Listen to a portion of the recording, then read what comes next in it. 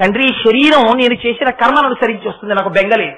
నేను ఏనుగవని, సింహాన్నవని, పావునవని, పుట్టనవని, చెట్టునవని, గట్టునవని, నదినవని, సముద్రాన్నవని, కొండనవని, ఏదవని, నాకు మాత్రం సర్వకాలములయందు నీ పాదములను పట్టి పూజ చేసి చింతించేటటువంటి భాగ్యము కలిగితే చాలు శంకర, నాకు శరీరం గురించి బెంగలేదన్నారు. శంకర భగవత్పాదుల యొక్క రుణాన్ని మనం తీర్చుకోలేం. ఎందుచేత అంటే అసలు మనకి భగవంతుణ్ణి ప్రార్థన ఎలా చెయ్యాలో కూడా చేత కాదు. అటువంటి స్థితిలో పడి ఉన్నటువంటి మనకి సౌందర్యలహరి, శివానందలహరి మొదలైన వాటిని అడ్డుపెట్టి భగవంతుణ్ణి ఉద్దేశించి ప్రార్థన ఎలా చెయ్యాలో కూడా నేర్పినటువంటి మహాపురుషుడు ఆదిశంకరులు. అందుకే పోతన గారు భాగవతంలో సప్తమ స్కంధంలో ఒక చోట ఒక మాట అంటారు, అత్సపు చీకటింబడి. మనం ఎప్పుడు మనకు ఉండేది ఏమిటంటే అజ్ఞానం అనేటటువంటి చీకటి. అందుకని అత్సపు చీకటింబడి విషయ ప్రవిష్టులై సత్సుచు పుట్టుచున్మరల చెర్విత చెర్వినులైన వారికి జెచ్చెర పుట్టుని పరులు చెప్పిననైన ఏమిచ్చిననైన నిజేచ్ఛనైన కానలకు ఎగిననైన హరిప్రబోధములు అంటారు. తిండి మొదలుకుని శరీరాన్ని పట్టుకుని ఇదే నేను ఇదే నేను ఇదే నేను అనేటటువంటి అజ్ఞానంలోనే ఉండిపోయి చిట్ట చివరికి అయ్యో నేను ఉండనురా అని బాల్యాదిశ్యపి జాగ్రదాదిశి తథా సర్వాస్వస్థాస్యపి యా వృత్త స్వనువర్తమాన మహించంత స్ఫురంతం సదా అంటారు శంకరులు దక్షిణామూర్తి స్తోత్రంలో. ఒక పక్క అవస్థలు మారిపోతున్నాయి, ఒక పక్క చూస్తే శరీరంలో మార్పు వచ్చేస్తోంది, ఆ శరీరం జర్జరీభూతమైపోతోంది. నేను ఇలా ఉంటాను అనుకుంటున్నావేమో, నేను ఉండను వెళ్ళిపోతాను అని హెచ్చరిక చేస్తోంది. అయినా కూడా ఇంకా శరీరాన్ని పట్టుకుని పాకులాడుతూ ఇది ఉంటిపోతుందనేటటువంటి తాదాత్మ్యతతో జీవితాన్నంతటినీ గడిపి తొట్టతొన ఏదో ఒకనాడు కొంప ముంచి ఇది వెళ్ళిపోయిన తరువాత ఇంకా ఇల్లు చక్కదిద్దుకోవడానికి కాలం లేదు కనుక, ఆనాడు వాడు చేసేది లేదు కనుక ప్రారంధం ఏమిటి సంపాదించుకున్నాడో దాంతో మళ్లీ తిరిగి పరమేశ్వరుడు నిర్ణయించినటువంటి అనేక యోనులలోకి ప్రవేశిస్తుంటాం. కానీ నిజానికి ఈ శరీరంతో మనం ఎందుకు వచ్చామో ఆ ప్రయోజనాన్ని నిర్వర్తించుకోవడం కోసం హృదయాన్ని విప్పి పరమేశ్వరుడి యొక్క పాదముల దగ్గర పెట్టి ఆర్తితో భగవంతుణ్ణి స్తోత్రం చెయ్యడం, భగవంతుణ్ణి ప్రార్థన చెయ్యడం కూడా మనకి నిజమునకు చేత కాదు. అందుకని ఎలా ప్రార్థన చెయ్యాలో నేర్పారు శంకరాచార్య మనకి సౌందర్యలహరిలో. ఎంత అద్భుతమైన మాట మాట్లాడతారంటే, ఒరే అందరూ అనలేర్రా, భగవన్నామాన్ని చెప్పడం, భగవంతుణ్ణి స్తోత్రం చెయ్యడం, పరమేశ్వరుని యొక్క కృప నా యందు ప్రసరించాలని కోరుకోవడం, ప్రయత్నపూర్వకంగా అమ్మవారి యొక్క పాదముల దగ్గర కూర్చుని ఏ కోరిక లేకుండా తల్లి పాదముల యొక్క సేవ చెయ్యడమే ప్రధాన ఉద్దేశ్యమై అమ్మ పాద కైంకర్యం చేసుకోగలగడం అనేటటువంటిది మనుష్య జన్మకి మాత్రమే ఉన్నటువంటి గొప్ప అదృష్టం. చేతనంటే దుర్లభం త్రయమేవైతత్ అంటారు శంకరులు. మిగిలినవన్నీ గొప్ప విషయాలు అనుకుంటున్నావేమో, ఐశ్వర్యం గొప్పతనం కాదు, అందం గొప్పతనం కాదు, శరీరం పొడుగ్గా ఉండడం, పొట్టిగా ఉండడం, విశేషమైన బలం కలిగి ఉండడం ఇవన్నీ గొప్పతనాలు కావు. ఇవన్నీ పరమేశ్వర విభూతి. ఒకనాడు నువ్వేదో పుణ్యం చేశావు, ఈనాడు వచ్చాయి. అన్నిటికన్నా గొప్పదేదో తెలుసా? మూడే మూడు: మనుష్యత్వం, ముముక్షత్వం, మహాపురుషుల్ని ఆశ్రయించడం. ఈ మూడు దొరకమంటే దొరికేవు కావురా. అందులో నీకు మొట్టమొదటనే అనుకోకుండా మనుష్యుడవై జన్మించావు. మనుష్యుడవై జన్మించావు కాబట్టి నువ్వొక్కడివే నోరు విప్పి వాక్కు అనేటటువంటి సాధనాన్ని వాడి నీ మొర భగవంతుడికి చెప్పుకోగలవు. భగవంతుణ్ణి చేరుకోవడానికి అవసరమైనటువంటి వాక్కుని ఉపయోగించుకునేటటువంటి అదృష్టము కలిగినటువంటి ప్రాణి ఏదైనా ఉన్నది అంటే ప్రపంచంలో ఒక్క మనుష్య జన్మే. అటువంటి మనుష్య జన్మ ఎత్తి కూడా నీకు భగవంతుణ్ణి ప్రార్థన చేయడం చేత కావట్లేదని సౌందర్యలహరిలో అమ్మవారిని తాను ప్రార్థన చేస్తున్నట్టుగా అడ్డుపెట్టి శంకర భగవత్పాదులు ఎంత అందమైన శ్లోకం ఇచ్చారంటే, దృశా ద్రాఘీయస్య దరదలిత నీలోత్పల రుచ దవీయాంసం దీనం స్నపయ కృపయా మామపి శివే అనేనాయం ధన్యో భవతి నచతే హానిరియత వనేవా హర్మ్యేవా సమకర నిపాతో హిమకర అంటారు. గొప్ప శ్లోకం అంటే అది. అందులో అంటారు, అమ్మా దృశా ద్రాఘీయస్య, తల్లి నీ దృష్టి ఉన్నదే, ఆ దృష్టి ఈ బ్రహ్మాండములన్నీ ఎంత ఉన్నాయని నేను అనుకుంటున్నాను. ఈ బ్రహ్మాండములన్నీ కలగలిసిన తరువాత ఒక పెద్ద నెగ్గులా, ఏదో ఒక పెద్ద విశ్వం, ఇవన్నీ ఎంతవరకు ఉన్నాయని నేను అనుకుంటున్నానో అంతవరకు చూడగలిగినటువంటి నేత్ర సంపద కలిగినటువంటి దానివి. నా దృష్టి ఏదో అక్కడ వరకు కనబడుతుంది, ఇంకొక చోటు వరకు కనబడుతుంది. నీ దృష్టి అలా కాదమ్మా. నీ దృష్టి ఈ విశ్వం ఎంతవరకు ఉందని నేను ఊహించగలను. ఆ విశ్వము కన్నా దూరము వరకు వెళ్ళగలిగినటువంటి చూపు కలిగినటువంటి దానివి. ఇది అమ్మతనం. అమ్మ అంటే అమ్మకి మాత్రమే ఉండే లక్షణం. అమ్మ వంట చేసుకుంటూ ఉంటుంది. ఇంకా తన రక్షణ యందు తను ధైర్యంతో ప్రవర్తించడం చేత కానటువంటి పిల్లవాడు, ప్రమాదాన్ని కౌగలించుకునేటటువంటి నైజమున్నటువంటి పిల్లవాడు, ఇంకా పరిణతి చెందనటువంటి వయస్సున్న పిల్లవాడు ఎక్కడో ఇంటి పెరట్లో ఆడుతుంటాడు. ఆడుతుంటే అమ్మ ఇక్కడ వంట చేస్తూ ఉంటుంది, కానీ దృష్టంతా పిల్లాడి మీదే ఉంటుంది. వస్తూ ఉంటుంది. ఒకసారి మేడ నుంచి పిల్లాడు ఏం చేస్తున్నాడో చూస్తూనే ఉంటుంది. రాత్రి నిద్రపోతుంటుంది. మీరు చూడండి ఎంత చిత్రంగా ఉంటుందంటే సృష్టి. అప్పటి వరకు అమ్మాయి ఎక్కడో కాలేజీలో చదువుకుంటుంది. ఆ అమ్మాయి ఎప్పుడు ఏం పసిపిల్లల్ని ఎత్తుకుని ఎరగదు. ఏదో ఎప్పుడు కాలేజీ పుస్తకాలు, అమ్మ వండి పెడితే క్యారేజీ పట్టుకోవడం, అమ్మ గబగబా యూనిఫామ్ తీసుకొచ్చి ఇస్తే వేసుకోవడం, వేసుకుని గబగబా కాలేజీకి వెళ్ళిపోవడం తప్ప ఒక్కనాడు వంటింట్లోకి వెళ్లి పొయ్యి దగ్గర వంట చేసి ఎరగనటువంటి అమ్మాయి వివాహమై ఓ పిల్లవాడు పుడతాడు.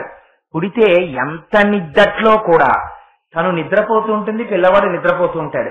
తన ప్రమేయం లేకుండానే నిద్రపోతున్నటువంటి పిల్లవాడిని తన దగ్గరికి లాక్కుని పిల్లవాడి యొక్క క్షేమాన్ని నిద్రలో కూడా ఆవిడ కోరుకుంటూ ఉంటుంది. అంత జాగ్రత్తగా గుండెలకి హత్తుకుంటూ ఉంటుంది. ఎవరిచ్చారు ఇది?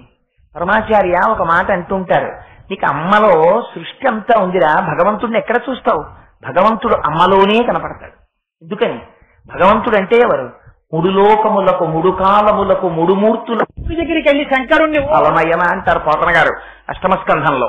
ఆయనే సృష్టికర్త, ఆయనే స్థితికర్త, ఆయనే లయకర్త. ఒక్క అమ్మలో మీరు సృష్టికర్తని చూడొచ్చు, స్థితికర్తని చూడొచ్చు, లయకర్తని చూడొచ్చు.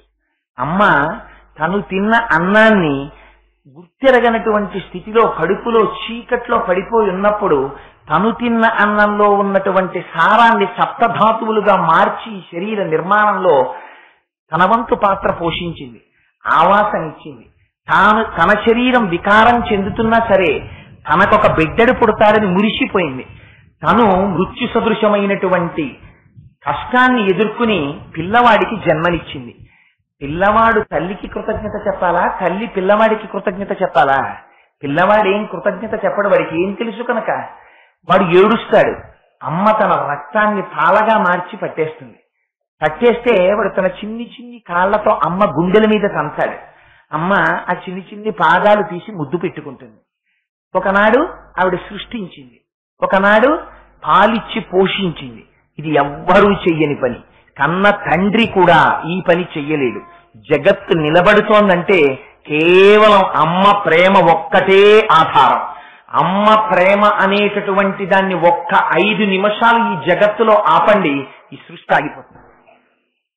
పిల్లికి ఏం తెలుసండి? పిల్లి పళ్ళు ఎంత సూదిగా ఉంటాయి. అటువంటి పిల్లి పిల్లలా మెత్తగా ఉందంటారు. ఆ పిల్లి తన పిల్లల్ని పెడితే ఎక్కడ ఆ పిల్లలకి అపాయం వస్తుందో అని అంత కోరగా ఉండేటటువంటి తన పళ్ళ మధ్యలోకి పిల్లల్ని ఇరికించుకుని, మనకి తెలియకుండానే మన శరీరంలో ఒక తత్వం ఉంటుంది. మీరు ఏదైనా ఎత్తు మించి దూకేటప్పుడు తెలియకుండానే పళ్ళు గిటకరించుకుంటాం కొంచెం. అలాంటిది పిల్లి గోడ మించి గోడ మీదకి, ఇంటి మించి ఇంటి మీదకి దూకుతూ నోటితో పిల్లి పిల్లని పట్టుకుని పరిగెట్టి తీసుకెళ్లి ఎక్కడో దాస్తుంది. అలా దూకేటప్పుడు ఒక్కనాడు ఆ పిల్లి గట్టిగా నొక్కడం కానీ, ఆ పిల్లి పిల్లకి ప్రమాదం వచ్చేటట్టు ప్రవర్తించడం కానీ ఉంటుందా? ఎవరు నేర్పారు? ఒక పంది పిల్లల్ని కంటుంది. ఓ పంది నీ పిల్లలకి పాలి అని ఎవరైనా నేర్పారా? ఒక కోడి చిన్న చిన్న గుడ్లని పొదిగి పిల్లల్ని కంటుంది. ఆ కోడికి ఎవరెళ్ళి పాఠం చెప్పారు? గ్రద్దని చూస్తే పారిపోయేటటువంటి కోడి ఆకాశంలో గద్ద కనపడేటప్పటికీ కొక్కొక్కొక్కొక్కొక్కొక్కొ అంటూ పిల్లలందరినీ తన రెక్కల కింద పెట్టుకుని తను ప్రమాదాన్ని ఎదుర్కొంటుంది. పిల్లల్ని మాత్రం తన రెక్కల కింద పెట్టి దాచుకుంటుంది. అమ్మ స్థితికారుడై శ్రీ మహావిష్ణువై జగత్తుని నిలబెట్టకపోతే ఎక్కడుంది ప్రపంచం? నీకేం తెలుసు? ఆ రోజున నువ్వెందుకు ఏడిచావో చెప్పగలిగింది అమ్మ ఒక్కతే. తండ్రి అక్కడే పేపర్ చదువుకుంటూ ఉంటాడు, ఉయ్యాల ఊగుతుంటుంది, పిల్లవాడు ఏడుస్తాడు. పిల్లవాడు ఏడుస్తున్నాడని ఇంకొక మాట ఉయ్యాల ఊపగలడేమో కానీ తండ్రి వంటింట్లో వంట చేసుకుని మడి కట్టుకుని ఉన్నటువంటి అమ్మ పిల్లవాడు ఇంకొక 2 మాటలు ఏడ్చేసరికి లేదు లేదు ఏదో ఉంది ఇబ్బంది అని చెప్పి అమ్మకెవరు చెప్పక్కర్లేదు, వచ్చి గబగబా పిల్లవాడిని ఒక్కసారి అసలు ఎత్తడం కూడా ఒక ఆర్ట్ అండి. పిల్లవాడిని అమ్మ అన్న పదార్థం లేకపోతే ప్రపంచం ఎక్కడుంది? మీ మెడ మీకు నిలబెట్టడం చేతకాని వయస్సులో తన ఎడమ చెయ్యి ఆ తల కింద పెట్టి మెడ నిప్పెట్టకుండా ఆ పిల్లల్ని ఎత్తుకోవడంలో అమ్మ చూపించినటువంటి నైపుణ్యం ప్రపంచంలో ఒక్క 5 నిమిషాలు నిర్లక్ష్యానికి గురైపోతే ఎంతమంది ఫిజికల్లీ హ్యాండిక్యాప్డ్ అయి పడిపోయి ఉండవలసిందో. ఎంత ఆదరించింది అమ్మ. అందుకని ఆవిడ స్థితికర్త అయ్యింది. ఆవిడ శ్రీ మహావిష్ణువై నిలబడింది. లయకర్త అంటే కేవలం ప్రాణం తీసేసేవాడో సంహారం చేసేవాడో కాదు. స్వల్పకాలిక లయము అని ఒకటి ఉంది శాస్త్రంలో. స్వల్పకాలిక లయం అంటే మనకి పగటిపూట ఇంద్రియములన్నీ ప్రపంచమునందు ప్రవర్తించి అలిసిపోతాయి. అలిసిపోయినటువంటి ఇంద్రియములకు మళ్ళీ శక్తి కావాలి. ఎక్కడికి వెళ్ళిపోతాయి ఇంద్రియాలు? వెనక్కి అడుగు వేసి మనస్సులోకి వెళ్ళిపోతాయి. ఆ మనస్సు ఎక్కడికి వెళ్ళాలి? ఆత్మలోకి వెళ్ళిపోతుంది. ఆత్మలోకి వెళ్ళిపోయినటువంటి గాఢ సుషుప్తిలో ఆ పరమాత్మ, ఆ శివుడు ఈ ఇంద్రియములకు మనస్సుకు కావలసినటువంటి శక్తిని అంతటినీ ఇస్తాడు. మళ్ళీ స్వప్నావస్థలోంచి జాగ్రత్త అవస్థలోకి వచ్చేటప్పటికి మళ్ళీ ఇంద్రియాలు, మళ్ళీ మనస్సు శక్తిని పుంజుకుని మళ్ళీ లేచి తిరగగలుగుతున్నాడు.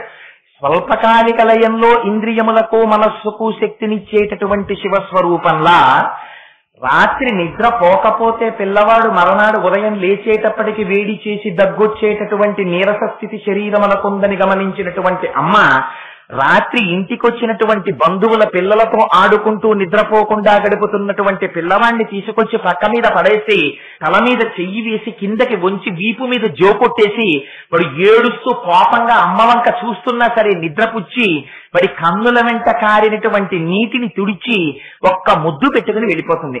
ఆనాడు అమ్మ బలవంతంగా అలా నిద్ర పుచ్చకపోతే మనం ఆ పిల్లలతో ఆడుకుని ఎంత అనారోగ్యానికి గురయ్యే వాళ్ళమో. తినకూడని పదార్థాలన్నీ తినడానికి చిన్నతనంలో ఎగబడితే నువ్వు ఇది తినకరా తినకరా తినకరా అని పెట్టడం మానేసి ఈ శరీరాన్ని నిలబెట్టినది అమ్మ కాదు. అందుకని లయకారుడు అమ్మయ్యుంది. బ్రహ్మాన్ని ఎక్కడ దర్శిస్తారు? పరమాచార్యులు వారు అంటారు, ఎక్కడ వెతుకుతావురా బ్రహ్మాన్ని? నీకు కంటితో చూడాలనుందా బ్రహ్మాన్ని? నీ కంటితో నువ్వు బ్రహ్మాన్ని చూడాలనుకుంటే నువ్వు ఎక్కడో వెతకక్కర్లేదు, లోపలికి వెళ్లి బ్రహ్మాన్ని దర్శనం చేయడం ఏమో నీ అదృష్టం. అమ్మవారి యొక్క అనుగ్రహం ఎప్పుడు చేస్తావో హనుమాంతటి వారు నమోస్తు రామాయ సలక్ష్మణాయ దివ్యైక తస్యై జనకాత్మజాయై నమోస్తు రుద్రేంద్ర యమానిలేభ్యో నమోస్తు చంద్రార్కమరుద్గణేభ్య అనవలసి వచ్చింది. మనం ఎంతటి వారం ఉపాసనలో కాదు కాదు నీకు బ్రహ్మమును దర్శించాలని కోరిక ఉంటే, నువ్వు అంతర్యాగం చెయ్యాలనుకుంటే, నువ్వు బ్రహ్మమునకు నమస్కరించాలనుకుంటే వేరొక చోటికి వెళ్ళక్కర్లా, నీ తల్లి పాదములకు నమస్కారం చెయ్యి చాలు, బ్రహ్మము తృప్తి పొందుతుందంటారు.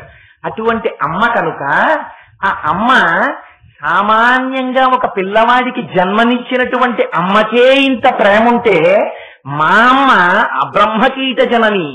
ఈ సమస్త బ్రహ్మాండములలో ఉన్నటువంటి ప్రతి ప్రాణి మా అమ్మ బిడ్డే. మా అమ్మ ఎంత ప్రేమ ఉండాలి.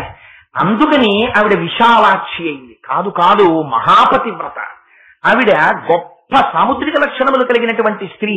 విశాలమైనటువంటి కన్నులుండడం సాముద్రిక శాస్త్ర రీత్యా గొప్ప పతివ్రత లక్షణం, స్త్రీకి ఉండవలసినటువంటి లక్షణం. అందుకని శంకరులు అంటారు దృశాద్రాఘీయస్య ఇన్ ఎ కంపారిటివ్ డిగ్రీ. అమ్మా ఈ లోకములన్నీ, ఈ విశ్వమంతా ఎంత దూరం ఉందని నేను అనుకుంటున్నానో అంతకన్నా ఎక్కువ దూరం చూడగలిగినటువంటి నేత్ర సౌందర్యము కలిగినటువంటి అమ్మవమ్మ నువ్వు. ఇది కేవలం బాహ్యంలో అమ్మవారి కంటి యొక్క సౌందర్యమా? అమ్మవారి కంటి చేత రక్షణ పొందుతూ ప్రతిరోజు అనుభవిస్తున్నటువంటి నీ స్థితి, మనస్థితిని శంకరులు అమ్మవారి కంటి యందు ఆరోపించి ఆ కంటి చేత మనం పొందుతున్నటువంటి ఫలితాన్ని ఈ శ్లోకంలో ఆవిష్కరిస్తున్నారు. అందుకని దృశాద్రాఘీయస్య దరదలిత నీలోత్పల రుచ అంటారు. ఆ మాటలు వేయడంలో కూడా అందం చూడండి. దరదలిత నీలోత్పల రుచ. నీలోత్పల అండంలో 2 లకారాలు ఉంటాయి. 2 లకారాలు వినపడేటప్పటికే మనకి వెంటనే అందులో 2 లకారములతో కూడినటువంటి అమ్మవారి యొక్క ముఖ్యమైనటువంటి నామం గుర్తొస్తుంది, లలిత. అసలు ఆ నీలోత్పలము అన్న మాట వినేటప్పటికే ఏదో మనస్సులో చల్లగా, ఆ శబ్దం వినేటప్పటికే ఏదో హాయిగా అనిపిస్తుంది. అమ్మవారి కంటి చూపు కూడా అంత హాయినివ్వగలిగినటువంటి అమ్మ. ఆవిడ వక్త్రలక్ష్మీ పరివాహ చలన్నీ నభలోచన. వ్యాసుల వారు లలితా సహస్రంలో అంటారు. అందుకని ఆ తల్లి దరదలిత నీలోత్పల రుచ. దళిత అంటే విచ్చుకున్నటువంటి నీలకమలం. ఆ నీలికమలం బాగా విచ్చుకుందా? బాగా విచ్చుకుందనుకోండి, అమ్మ కళ్ళు ఇలా తెరిచిందనుకోండి, ఇలా కళ్ళు తెరిస్తే మళ్ళీ అందులో ఏదో తేడా వచ్చినట్టు. శివే శృంగారార్థ తదితరజనే కుత్సనపర అన్నట్టు అమ్మవారు ఏదో తనకి వ్యతిరేకమైన వారో శివుడికి వ్యతిరేకమైన వారో, శివుడికి వ్యతిరేకమైన వారంటే అమ్మకి వ్యతిరేకమైన వారే, భక్తులు కానివారో లోకానికి కంటకులైన వారినో చూస్తే అమ్మ కళ్ళు ఇలా తెరవాలి. అందుకనమ్మా అలా కళ్ళు తెరుస్తావా? అలా తెరవమ్మా, మేము మీ బిడ్డలం. మేము బిడ్డలం కనపడినప్పుడు అమ్మ ఎలా చూస్తుందో అలా చూస్తావు నువ్వు. అందుకని ఎలా చూస్తావు? దళిత నీలోత్పల కాదు, విచ్చుకున్నటువంటి నీలోత్పలం కాదు నీ చూపు, దరదలిత నీలోత్పల రుచ. ఏం మొగ్గగా ఉంటే విచ్చుకోలేదు. అమ్మ కన్ను మూసిందా ప్రమాదం వస్తుంది. ఎందుకని? ఉన్మేష నిమిషోత్పన్న విపన్న భవనావళి. అమ్మ కన్నే మూసిందా ఈ లోకములన్నీ లయమైపోతాయి. అందుకని కన్ను ముయ్యదు. అందుకని మొగ్గగా చెప్పడానికి వీల్లేదు. బాగా అరవిరిసిన పువ్వు అని చెప్తామా? అమ్మ కళ్ళు ఇలా తెరుచుకున్నాయా? సౌందర్యలహరిలోనే శంకరులు అన్నారు ఒక చోట, తదితరజనే కుచ్చలపర అన్నారు. అందుకని ఏమో నువ్వు లోకకంటకుడైనటువంటి వాడివి కనుక నిన్ను చూసి అమ్మ ఇలా కళ్ళు తెరిచిందేమో. అందుకనమ్మా మేము బిడ్డలమమ్మా, మమ్మల్ని చూసినప్పుడు మా పట్ల అపారమైన ఆప్యాయతతో నీ దృక్కులను ప్రసరించినప్పుడు ఆ కన్నులు ఎలా ఉంటాయి? మనకి ఆ కన్నులను దర్శనం చేయిస్తున్నారు శంకరాచార్యులు వారు ఇవాళ. ఎందుకు అమ్మవారి కన్నులు దర్శనం చేయించడం? అందులో ఉంది రహస్యం అంతా. ఏ కన్నులట? ఎలాంటి కన్నులటవి? అవి దరదలిత నీలోత్పల రుచ, కొంచెంగా విచ్చుకున్నటువంటి నీలికమలంటది. ఏం కొంచెంగా విచ్చుకోవడం ఏమిటి? రాత్రి చంద్రుని యొక్క కిరణం పడింది, అసలు చంద్రుడే చల్లనివాడు. శంకరాచార్యుల వారు ఎక్కడెక్కడ చెప్పవలసి వచ్చినా చంద్రుణ్ణి హిమకరహ హిమకరహ హిమకరహ అంటుంటారు. అందుకని ఆ చంద్రుని యొక్క కిరణాలు పడ్డాయి, కొంచెం విచ్చుకుందా, మొగ్గ నుంచి పువ్వు స్థితిలోకి వెడుతోంది. ఇంకా బాగా విచ్చుకున్నటువంటి పువ్వు కాదు, కొద్దిగా విచ్చుకుంది. లోపల ఏముందో స్పష్టంగా కనపడదు, కానీ లోపల ఏముందో స్పష్టంగా తెలియనటువంటి స్థితి కాదు. లోపల గుడ్డు ఉన్నది అని కనపడుతోంది, కానీ లోపల ఉన్న వస్తువుని మీరు పూర్తిగా దర్శించి చెప్పగలిగినటువంటి స్థితి కాదు. అందుకని విచ్చుకోనటువంటి అరమోట్పు కన్నులు కలిగినటువంటి అమ్మ యొక్క స్వరూపాన్ని మీకు ఆవిష్కరించి చూపిస్తున్నారు శంకరులు. ఎందుకు అలా చూపించడం అంటే, అసలే చక్కటి సరస్సు, ఆ సరస్సులో అప్పుడే విచ్చుకుంటున్నటువంటి నీలికమలం. ఆ రేకుల మీద ఆ నీటి బిందువులు పడ్డాయి, మంచు బిందువులు. ఆ నీలి కమలము యొక్క కాంతి ఉండే రుచ అంటారు. రుచ అంటే తెలుగులో అయితే రుచి అంటే రసేంద్రియము పొందేటటువంటి అనుభూతి. సంస్కృతంలో రుచ అంటే కాంతి. నీలి కమలంలోంచి వచ్చేటటువంటి కాంతి కంటికి చల్లతనాన్ని ఇస్తుంది, ఈ కంటికి సంతోషాన్ని ఇస్తుంది. ఈ మాట ఎందుకు శంకరాచార్యులు వారు ఇంత గొప్ప ప్రయోగం మొదటి పాదంలో చేయడం? ఈ కన్ను బడలిపోయింది. నీకు ఇంద్రియాలు ఉంటాయి, ప్రధానంగా జ్ఞానేంద్రియములు 5 ఉంటాయి. 5 జ్ఞానేంద్రియాల్లోనూ మిమ్మల్ని జగత్తుతో తొందరగా కట్టి పడేసేది ఏదో తెలుసా అండి? కన్నే ఉద్ధరించినా కన్నే, పడగొట్టినా కన్నే. ప్రధానమైన దృష్టి కంటికి సంబంధించే ఉంటుంది. ఈ రహస్యం రామాయణంలో ఒక చోట చెప్తారు. సుందరకాండలో రామచంద్రమూర్తి సీతమ్మ తల్లి ఆభరణాల్ని తీసుకొచ్చి కిష్కింధకాండలో అక్కడ పెట్టి, లక్ష్మణ ఇవి మీ వదిన ఆభరణాలు అంటున్నారో, నాకు ఆ మూట విప్పుతూ ఉంటే కన్నులలోకి నీరు చిప్పిల్లి నేను గుర్తించలేకపోతున్నాను, నువ్వు గుర్తించగలవా ఈ ఆభరణాలని అన్నారు. అంటే లక్ష్మణస్వామి ఒక్కొక్కటి తీసి అన్నారు, అన్నయ్య నాహం జానామి కేయూరే నాహం జానామి కుండలే నుపురత్యభిజానామి నిత్యం పాదాభివందనాత్. అన్నయ్య నాహం జానామి కేయూరే, అన్నయ్య ఇవి కేయూరములు, స్త్రీలు భుజములకు వాటికి పెట్టుకుంటారు. నాకు తెలియదన్నయ్య, వదిన ఎప్పుడైనా పెట్టుకుందో పెట్టుకోలేదో నేను చూడలేదు.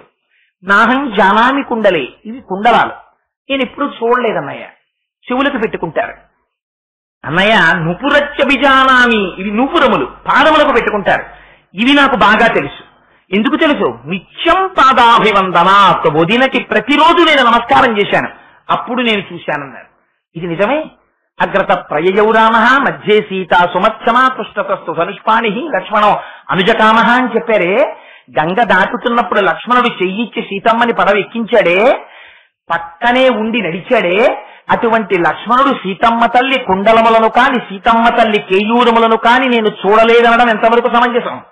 అంటే ఈ నేత్రము జగత్తులో ఉన్నటువంటి సమస్త వస్తువులను చూడవచ్చు కాక, చూడడం కంటికి ధర్మం. కానీ ఆ కంటి చేత చూడబడినటువంటి ప్రతి వస్తువు మీ మనస్సునందు తిష్టవేసిన నాడు బంధిస్తుంది. మీ మనస్సునందు ఆ నేత్రము చూడవలసినటువంటి వాటిని, ప్రధానమైన భక్తి సంబంధమైన వాటిని మాత్రమే మనస్సు లోపల ముద్ర వేసుకున్న నాడు అది మిమ్మల్ని ఉద్ధరిస్తుంది. అందుకని ఎక్కువగా వస్తువులన్నింటి వైపు తిప్పగలిగిన శక్తి, చూడగలిగిన శక్తి కంటికి ఉంది. ఈ కన్ను మెరుపుల వంక ఎక్కువ తిరుగుతుంది. కంటికి ధర్మం ఎక్కడైనా తడుక్కుని మెరిసింది అనుకోండి, వెంటనే మీరు అది చూస్తారు, అబ్బా భలే మెరిసిందండి అంటాం.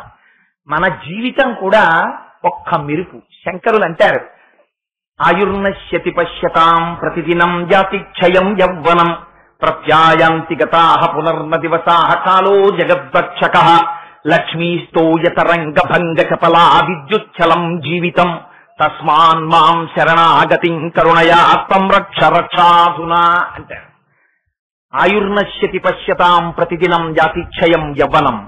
మనం అనుకుంటాం ఒంట్లో చాలా బలం ఉంది, ఈ యవ్వనం ఇలా ఉండిపోతుంది, అందుకని చాలా కాలం బతుకుతాను, ఇప్పుడే ఎందుకు భగవంతుడిని ఆరాధించడం? దానికి వయస్సు ఉంది, రిటైర్ అయిపోయిన తర్వాత ఏదో ఏమీ అవసరం లేనాడు అప్పుడు కృష్ణారామ అనుకుంటాం. ఇప్పుడు ఎందుకు, ఇప్పుడే భగవంతుడి గురించి అని కొంతమందికి ఒక పెద్ద విశ్వాసం. దంతంబుల్ పడనప్పుడే తనువుయందారూఢియున్నప్పుడే కాంతాసంఘము రోయనప్పుడే జరాక్రాంతంబు కానప్పుడే వింతల్ మేల చెరించునప్పుడే కురుల్ వెల్వెల్ల కానప్పుడే చింతింపన్వలమీ పదాంబుజములన్ శ్రీకాళహస్తీశ్వర అంటాడు దూర్జటి.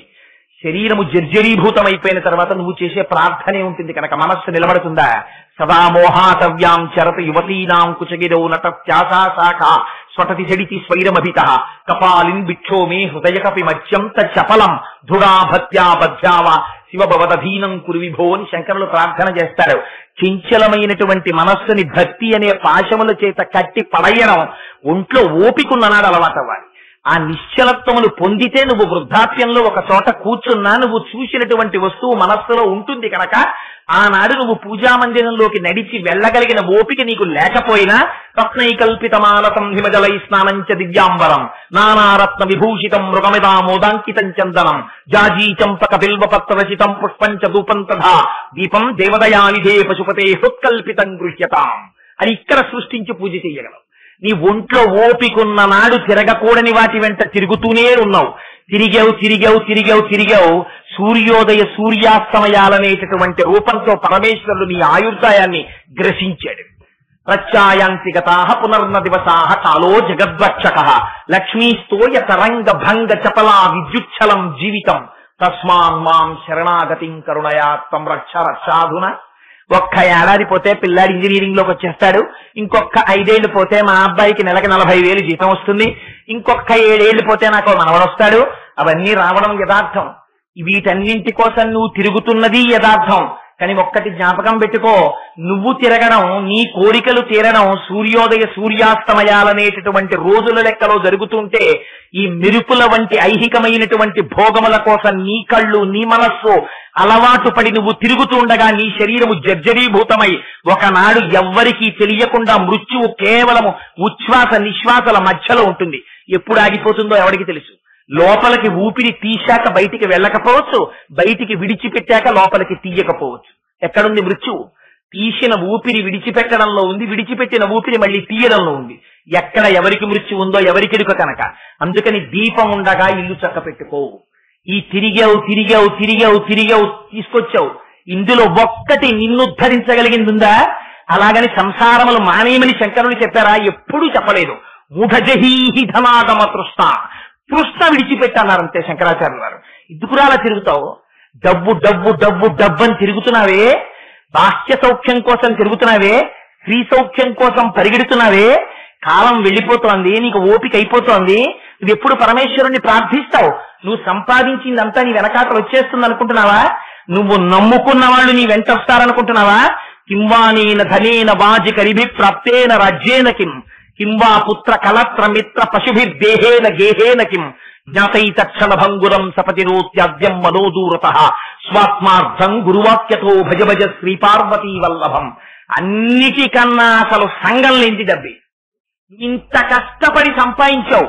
పశుపక్షాది సమస్త జీవకోటిలో తనకి కావలసినంత సంపాదించిందే కాని తన తరువాతి తరానికి దాచేటటువంటి హీనమైన లక్షణం ఉన్న జీవి ప్రపంచంలో మనిషి తప్పింకోలేదు.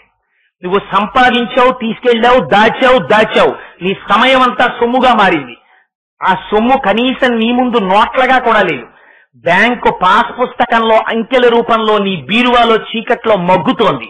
నీ శరీరం పడిపోయింది. ఒకనాడు పడిపోయిన నాడు వెదురు కర్రలు కొని తేవడానికి, తాడు కొని తేవడానికి, గడ్డి కొనడానికి, ఆ తరువాత నీ మీద కప్పేటటువంటి తెల్లబట్ట కొనడానికి కూడా ఆ డబ్బు రూపాయల వెంట కన్నీటి బిందువులేం మొలకవు.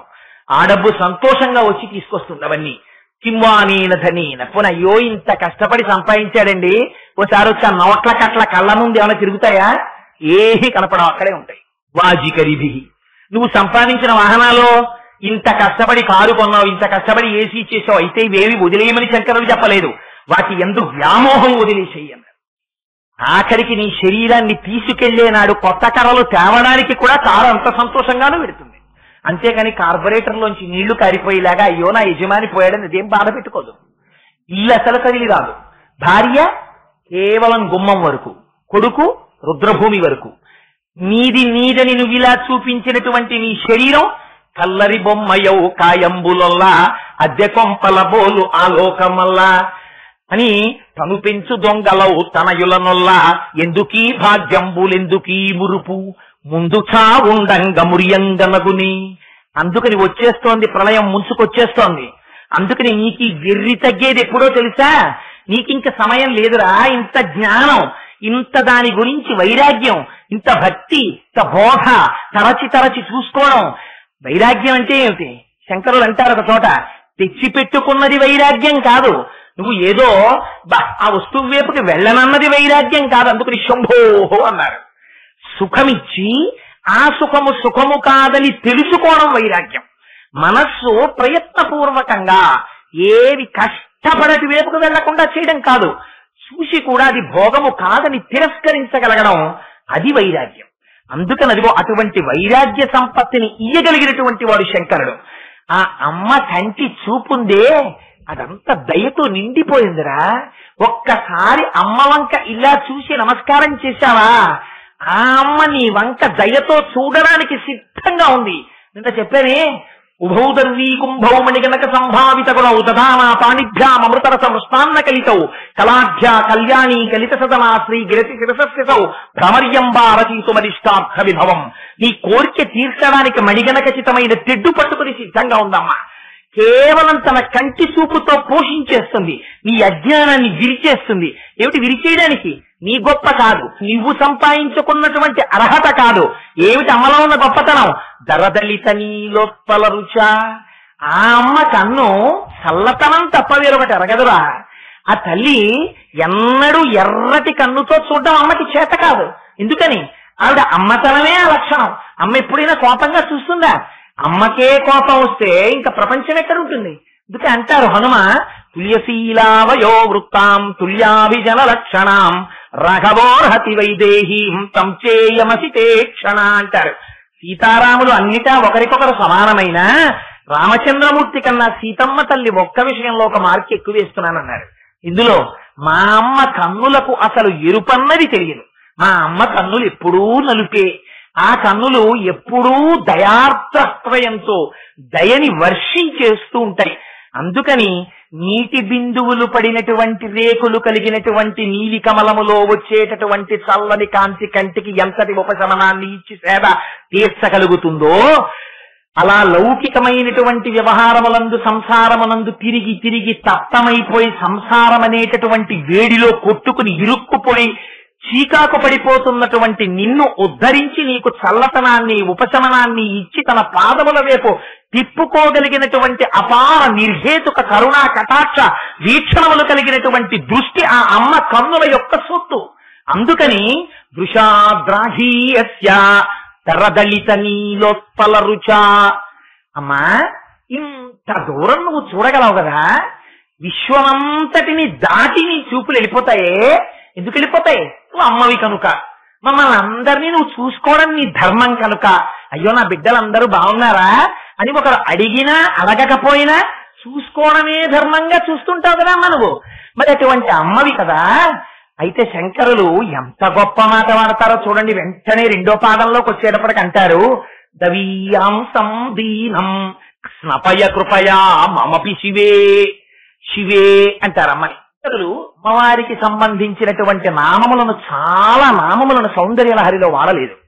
కేవలం కొన్ని నామాలు మాత్రమే వాడుకున్నారు. పైగా ఎక్కడ రాక్షస సంహారం చేసినటువంటి ఘట్టములను ఒక్కటి కూడా సౌందర్యలహరిలో చెప్పలేదు. ఎందుకని? అలా చెప్తే మళ్ళీ రాక్షస సంహారం చేసినటువంటి అమ్మవారి యొక్క రౌద్రమూర్తి కనపడుతుందేమోనని కేవలం అమ్మతనాన్ని మాత్రమే చూపించారు. అదిగో ఆ చూపించడంలో అంటారు దవీయాంసం దీనం. అమ్మా, నేను ఎక్కడో ఉండిపోయానమ్మా, దీనుణ్ణి. ఎంత దూరంలో ఉండిపోయాను. నీ చూపు అంతటా చూస్తోంది, సమస్త విశ్వాన్ని చూస్తోంది. విశ్వాన్ని అని కూడా అనరు శంకరులు, విశ్వమును దాటిపోయి చూస్తోంది. ఇంత చూపు కలిగినప్పటికీ నేనెక్కడున్నాను? విశ్వంలో ఉన్నాను. విశ్వంలో ఉన్న నేను దీనుడనై ఉన్నాను ఇవాళ. ఎందుచేత దీనత్వం వచ్చింది నాకు? నీ కంటి కొడగంటి చూపు నాయందు పట్టలేదమ్మా అంటే అమ్మ వెంటనే అన్నది, అదేమిటి శంకరా, ఇప్పుడే కదా నువ్వు అన్నావు, విశ్వాన్నంతటిని దాటిపోయి నేను చూస్తున్నాను అన్నావు కదా. మరి ఆ విశ్వంలో నువ్వు ఒక భాగమై ఉన్నావు కదా. ఉన్నప్పుడు నా కంటి చూపు నీ మీద ఎందుకు పట్టలేదు అంటే శంకరులు అంటారు, దీనం. అమ్మా, నేను దీనుండమ్మా. ఆ చూపు నా మీద పడినా నేను ఉద్ధరింపబడలేదు. అంటే చూడు, నాకు ఎన్ని మలినములంటిపోయాయో నా మనస్సుకి. హనుమంటారే సుందరకాండలో, ఇది ఎంత దారుణమైన లంకంటే ఇక్కడికి రాముడే వస్తే మాత్రం ఏం చేయగలరన్నారు. అలా అమ్మా, నీ కడగంటి చూపు నా ఎందు ప్రసరించినా కూడా నాలో మార్పు రాలేదమ్మా. నేను ఇలా ఉండిపోయాను, దీనుడనై ఉండిపోయాను. మనస్సు నిండా మలినాలే, మనస్సు నిండా సంసారమే. ఒక్కనాడు భగవంతుడి వైపుకు మనస్సు వెళ్ళలేదమ్మా. ఇది శంకరాచార్యులు వారు అనవలసిన మాటే. శంకరులా ఈ స్థితి, శంకరులా దీనులు ఈ సమస్త జాతిని ఆసేతు హిమాచల పర్యంతం పాదచారి అయి పర్యటించి దీనులందరి దగ్గరికి వెళ్ళి, నువ్వు దీనుడవు కావురా, నువ్వు స్వయంగా శివుడవు అని చాటి చెప్పినటువంటి మహాపురుషుడు, అద్వైత భావన యందు రమించినటువంటి వారు, సాక్షాత్తుగా పార్వతీ పరమేశ్వరుల యొక్క స్వరూపమై భూమి మీద నడయాడినటువంటి మహాపురుషుడు, ఆఖరికి అవసరమైతే ఒక కాపాలికుడు వచ్చి తన శిరస్సు కావాలంటే తీసుకుపోమనగలిగినటువంటి గొప్ప ధృతి, జ్ఞాన సంపత్తి, ధైర్యము, చాటబుద్ధి కలిగినటువంటి ఆచార్య శేఖరులు శంకర భగవత్పాదులు అమ్మను ఉద్దేశించి దవీయాంసం దీనం స్నపయ కృపయా. అమ్మా, ఇలా నీ కంటి చూపు పడితే సరిపోదమ్మా, స్నపయ, నన్ను తడిపేయాలి నీ కంటి చూపుతో, అభిషేకం చేసేయాలి. కృపయా, అది ఎలా? కృపచేత. మామపి రుచే, మాం అపి, నన్ను కూడా. ఈ మాట శంకరులు అనొచ్చా? శంకరులంతటి వారు అమ్మా నన్ను కూడా అండమా? ఇందుకు మనం శంకరాచార్యుల వారి పాదములకు ఎన్ని మాటలు శిరస్సు తాటించి నమస్కరించినా వారి రుణం తీర్చుకోలేం. ఈ మాట శంకరులు అనకపోతే, ఈ శ్లోకాన్ని ఇవ్వకపోతే సంసారం మగ్నులమైన మనం అమ్మవారి యొక్క కటాక్షం మన యందు ప్రసరించాలని ఏమని చెప్పుకుంటాం, ఏమని ప్రార్థన చేస్తాం.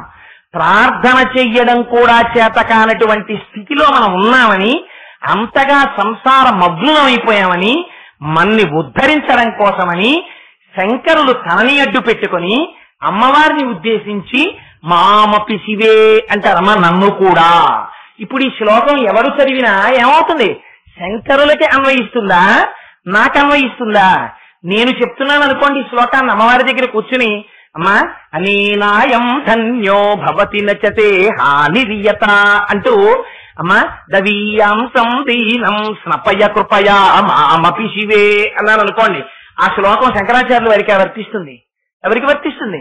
నాకు వర్తిస్తుంది. అయ్యయ్యో, వీళ్ళకి ప్రార్థన చెయ్యడం చేత కావట్లేదు, అందుకని వీళ్ళకి ప్రార్థన నేర్పాలి. ఇది కూడా ఎవరిది అనుగ్రహం? అమ్మయే తన కడగంటి చూపుతో శంకరాచార్యుల వారి యందు భాషగా ప్రవేశించి ఈ బిడ్డలందరూ నా పాదముల వైపుకి తిరగకుండా లోకమునందు తిరుగుతున్నారు, వీళ్ళని నా వైపుకు తిప్పుకోవడానికి ఒక్క ప్రార్థన చేయించి నా తొడ మీద కూర్చోపెట్టుకోవాలి అని వీళ్ళని ఉద్ధరించాలని అమ్మ యొక్క ప్రేమ కనుక శంకరుల చేత ప్రార్థనా శ్లోకాన్ని ఆవిష్కరింపజేసింది. ఇది శంకరుల యొక్క వినయం. ఈ మాట అనడం ఎంత గొప్పతనమో చూడండి, ఎంత భక్తో చూడండి. అందులో మామపి శివే, అమ్మ నన్ను కూడా, తవీయంసం దీనం, అమ్మ నేను దీనున్నమ్మా, ఎక్కడో ఉండిపోయాను, నీ కడగంటి చూపు ఇలా పడితే నాకు సరిపోదమ్మా, నేను చేసిన పాపానికి స్నపయ కృపయా, తడిపేసేయాలి నీ దృష్టితోటి. ఆ దృష్టిపాతంతో నేను తడిసిపోయానా, ఆ రోజున ఉద్ధరింపబడతానమ్మా. ఇంటి మాట శంకరులు అండం ఎంత భక్తితో చెప్పారో చూడండి.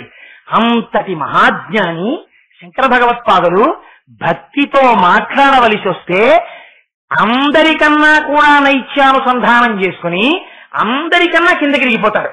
శివానంద లహరిలో అంటారు, పశుమాం సర్వజ్ఞ ప్రహిత కృపయా పాలయ విభో. తండ్రి నేను పశువుని, నువ్వో పశుపతివి, మన ఇద్దరి మధ్య ఈ సంబంధం చాలదా కాపాడటానికి, అందుకని నన్ను ఉద్ధరించు తండ్రి అంటారు. ఇది శంకరులు అనవలసిన మాట. మన కోసమని ఆ భక్తితో ఒక్కసారి ఆర్తితో పిలిచారా, ఆవిడ తడితో కూడినటువంటి కన్నుంది, దయతోటి తడిసిపోయినటువంటి కన్ను అమ్మవారిది. ఒక్కసారిలా చూసిందా చాలా ఉద్ధరింపబడిపోతాడు. ఆవిడ జ్ఞానం ఇచ్చేస్తుంది, ఎన్ని రకాలుగా ఇస్తుంది, అందరికి ఎన్ని రకాలుగా ఇచ్చిందో. ఒకరికి తాంబూలం నోట్లో పెట్టింది, ఒకరికి బీజాక్షరాలు రాసింది, ఒకరిని కేవలం చూసింది. ఎవరికి ఎన్ని రకాలుగా జ్ఞానం ఇచ్చిందో అమ్మ. ఒకరికి పాలిచ్చింది. శివజ్ఞానాన్ని ఇవ్వడానికి ఆ అమ్మ ఎన్ని రకాలుగా ప్రయత్నించిందో. కావలసిందేమిటి, భక్తితో ఒక్కసారి అమ్మా అనరా చాలు. అమ్మకి ఇంకొక పేరు ఉండదండి, అమ్మకుండే పేరు అమ్మే. అమ్మ దగ్గరికి వెళ్లి మీరు ఎంత గొప్ప పేరు పెట్టి పిలిచినా సరే, అమ్మ సాక్షాత్తుగా chief secretary to the government of India అవనివ్వండి, మీరు వెళ్ళి ఈవిడ chief secretary to government of India అండి మా అమ్మగారు అని మీరంటే అమ్మ కొంచెం ముఖం దించుకుంటుంది. ఈవిడ మా అమ్మగారు, ఆవిడ ఆ పదవిలో ఉన్నారు, పదవిలో ఉండడం తక్కువ, నాకు అమ్మ అవడం నా ఘనం, ఇది నా అదృష్టం అని మీరు చెప్పుకున్న నాడు అమ్మ సంతోషిస్తుంది. అమ్మకుండే ఒకే ఒక లక్షణం ఏమిటి, అమ్మా అని పిలిస్తే చాలు లొంగిపోతుంది అమ్మ. అయ్యో ఇది ఇవ్వచ్చా, ఇది ఇవ్వకూడదా, ఇది కష్టమా, ఇది నిష్ఠూరమా, ఇది ఆలోచించదు అమ్మ. దీనికి మీకు నేను ఎలా చెప్పాలో నాకు అర్థం కావట్లేదు. ఒకనాడు నేను ఒక స్నేహితుడితో కలిసి ఒకరింటికి వెళ్ళాను. మేమిద్దరం కలిసి ఒక పని మీద వెళ్ళాలి. వాళ్ళ అమ్మగారికి ఒక 70 ఏళ్ళు, చాలా పెద్ద ఆవిడ. అతను నా దగ్గర ఎప్పుడో మాట చెప్పేవాడు, ఆ మాట నేను ఇప్పటికి మర్చిపోలేను. అతను అనేవాడు, కోటేశ్వరారు నేను మా అమ్మగారి పక్కన కూర్చుని, మా అమ్మగారికి 70 ఏళ్ళు వచ్చేసాయి కదా, బ్యాండేజీ గుడ్డ ఎలా ఉంటుందో అలా ఉంటుందండి మా అమ్మగారి చర్మం, గాజు చర్మంలా అయిపోయింది, అదంతా ముడతలు పడిపోతే మా అమ్మ చెయ్యి, మా అమ్మకి ఏం అక్కర్లేదండి, ఒక్క 10 నిమిషాలు నేను వెళ్ళి పక్కన కూర్చునమ్మా అని ఏదైనా మాట్లాడితే చాలా ఆ రోజు ఆవిడ అన్ని ఔషధాలు తీసేసుకున్నట్టే, అంత తృప్తి అండి ఆవిడికి.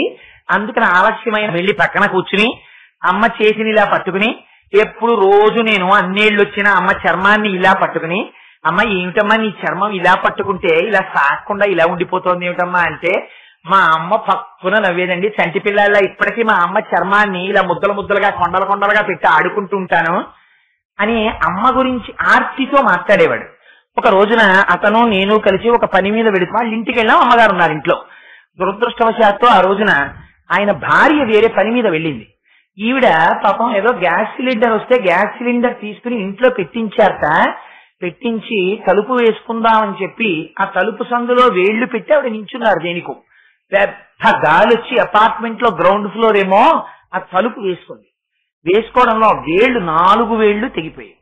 సగం తెగిపోయి అక్కడ ఆడుకుంటున్న పిల్లలు చూసి అయ్యో అయ్యో మా అమ్మగారికి వేళ్లు తెగాయని చెప్పి ఆ రక్తం ఆగిపోవడం కోసమని ఏదో కాస్త పంచదారో ఏదో వేసి ఆ పైన గుడ్డ కట్టి పెట్టారు. అలాగే పెడితే ఎవరో వచ్చారా పై ఫ్లాట్స్ లో ఉంటున్న వాళ్ళు, ఏమంటే మేము తీసుకెడతాం హాస్పిటల్ కన్నారట అంటే, లేదండి మా అబ్బాయి వచ్చాక పెడతానులేండి ఏం పర్వాలేదు అని పాప ఆవిడ చెయ్యి అలాగే పెట్టి కూర్చుంది. మేమిద్దరం లోపలికి వెళ్ళాం, చూడనే లేదు. అతను అన్నాడు, అమ్మ తల పగిలిపోతోందమ్మా ఇవాళ ఎండకి, ఆఫీసులో కరెంట్ లేదు, ఇతను నాకు చాలా ముఖ్యమైన స్నేహితుడు కోటేశ్వరరావు అని, ఆయన నేను వచ్చాం, అమ్మ ఒక్క 2 కప్పులు కాఫీ పెడుతూ అన్నాడు. ఈ సంగతి మాకు తెలియదు యథార్థంగా. ఆ తల్లి లోపలికి వెళ్ళి 2 కప్పులు కాఫీ పెట్టి ఈ చేతి మీద ఇలా పెట్టి పళ్ళెంలో 2 కప్పులు తెచ్చి ఇచ్చారు. ఇస్తే అదేంటమ్మా అలా పట్టుకొచ్చామే అన్నాడు అతను. అనే లోపల ఆడుకుంటున్న పిల్లలు పరిగెత్తుకొచ్చి అంకుల్ అంకుల్ మా అమ్మగారి వేళ్లు తలుపులో పడిపోయి తెగిపోయి మేము అందాక గుడ్డ కట్టాము అంకుల్ అన్నారు. అంటే అమ్మ వేళ్లు తెగిపోయాయా అని ఇలా చేయి పట్టుకున్నారు. అబ్బా చేయి పట్టుకోకరా, ఈ చెయ్యి అంతా లాగేస్తోంది అన్నారు. అమ్మా ఈ మాట చెప్పొద్దమ్మా, రాగానే వెంటనే హాస్పిటల్కి తీసుకెళ్తాను కదా, ఇలాంటి చేత్తో కాఫీ ఎలా పెట్టావమ్మా అన్నాడు అతను. ఒరే నువ్వు ఇంటికి వచ్చి నాకు చాలా తలకాయ నొప్పిగా ఉందమ్మా, ఇవాళ ఆఫీసులో కరెంట్ లేదు, 1 కప్పు కాఫీ ఇయ్యమ్మా అని అడిగావురా. నీ భార్య ఉంటే నీకు ఇస్తుంది, ఇన్నాళ్ళకి కదా నన్ను అడిగావు. అడిగితే దిక్కుమాలిన వేళ్లు తెగాయని నీకు కాఫీ ఇవ్వకుండా నా వేళ్లు తెగాయని హాస్పిటల్కి తీసుకెళ్ళమని అడగనా, అందుకని కాఫీ పెట్టాను రా. ఏమిచ్చి రుణం తీర్చుకుంటారండి మీరు అమ్మకి? ఇది అమ్మతనం అంటే, ఇది సౌందర్యం అంటే. శంకరులు చెప్పే సౌందర్యం బాహ్య సౌందర్యము కాదు, అమ్మ యొక్క అంతఃసౌందర్యం గురించి మాట్లాడుతున్నారు శంకరాచార్యుల వారు. ఇది దరదలిత నీలోపల రుచ, ఆ కన్నులలో వచ్చే కాంతికి చల్లదనం తప్ప వేడి తెలియదు అమ్మ కళ్ళకి. ఆ అమ్మ పాదాల దగ్గర కూర్చునే అమ్మా అన్నారనుకోండి పొంగిపోతుందంటే. అంత వ్యాసుడు అన్ని పురాణాలు ఇచ్చినవాడు, అంత వేద విభాగం చేసినవాడు, విష్ణు సహస్రం ఇచ్చినవాడు, ఇన్ని భగవద్గీతని రచించినవాడు, ఇన్ని చేశాడే. ఆయన లలితా సహస్రం చెప్పవలసి వస్తే ఇంకో మాట చెప్పలేరా? శ్రీమాత అమ్మా అంతే.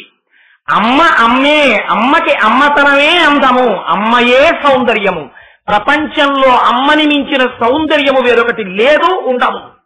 అందుకని ఇది అమ్మా నీ చూపు, ఇది నీ చల్లతనం, ఇది నీ కారుణ్యం. అందుకని నేను ఎటువంటి వాడిని నీకు అనవసరం. కుపుత్రోజాయే తత్తచిదపి కుమాతాన భవతి. దౌర్భాగ్యుడైన కొడుకుండొచ్చు, అమ్మకి అన్నం పెట్టని వాడవచ్చు, అమ్మకి రూపాయి ఇవ్వని వాడవచ్చు, అమ్మ ప్రాణం పోతోందంటే ఆసుపత్రికి తీసుకెళ్ళని వాడవచ్చు.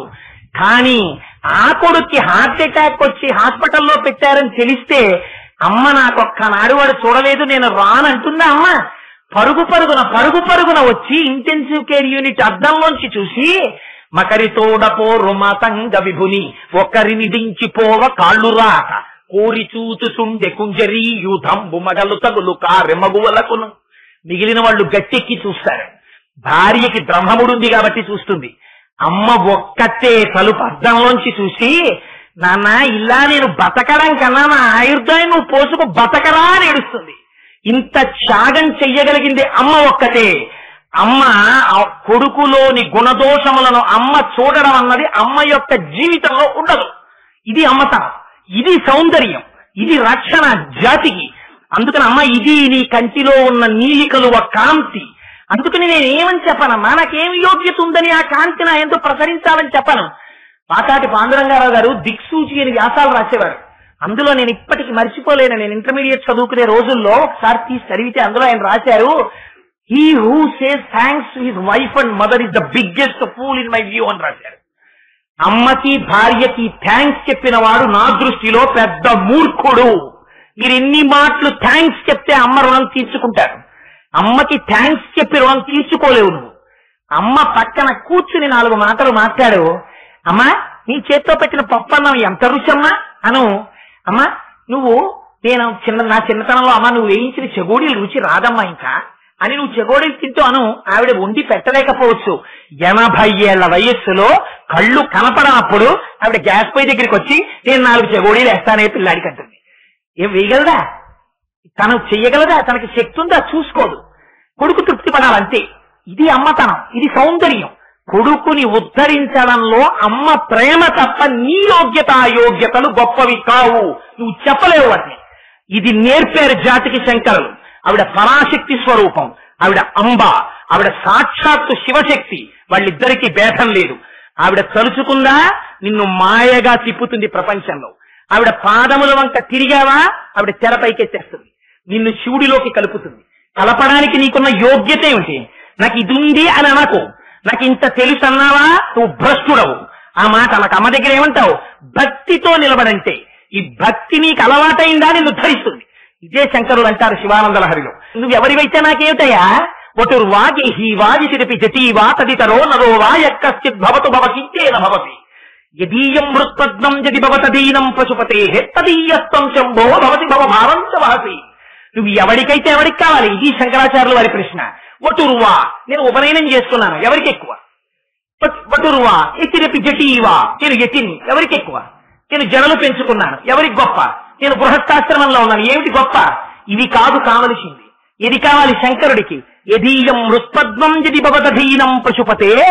ఒక్కసారి మీరు మీ మనస్సు అనేటటువంటి పుష్పాన్ని తీసి శంకరుడి పాదముల దగ్గర పెట్టారా, ఆయన మీ వెంట పరిగెడతాడు. నందనార్ కోసం అని వచ్చి పొలంలో నీళ్లు తోడలా, పార్వతీదేవి నీళ్లు పొలంలో పొయ్యలా, నందికేశ్వరుడు వచ్చి విత్తనాలు చల్లలా, చండీశ్వరుడు వచ్చి మూటలు కట్టలా, భగవంతుడు పరుగు పరుగును వస్తాడు. ఈ మాట నమ్మరేమోనని భక్తితో పిలిచావా, ఆయన పరిగెత్తుకు రావడానికి సిద్ధంగా ఉన్నాడు.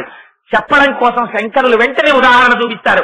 మార్గావర్తిత పాదుకా పశుపతే రంగస్య కూర్చాయతే గండూషాంబు నిషేచనం పురరిపోర్దివ్యాభిషేకాయతే కించిద్భక్షిత మాంసశేష కబలం నవ్యోపహారాయతే భక్తి కిం న కరోత్యహో వనచరో భక్త్యావతంసాయకే.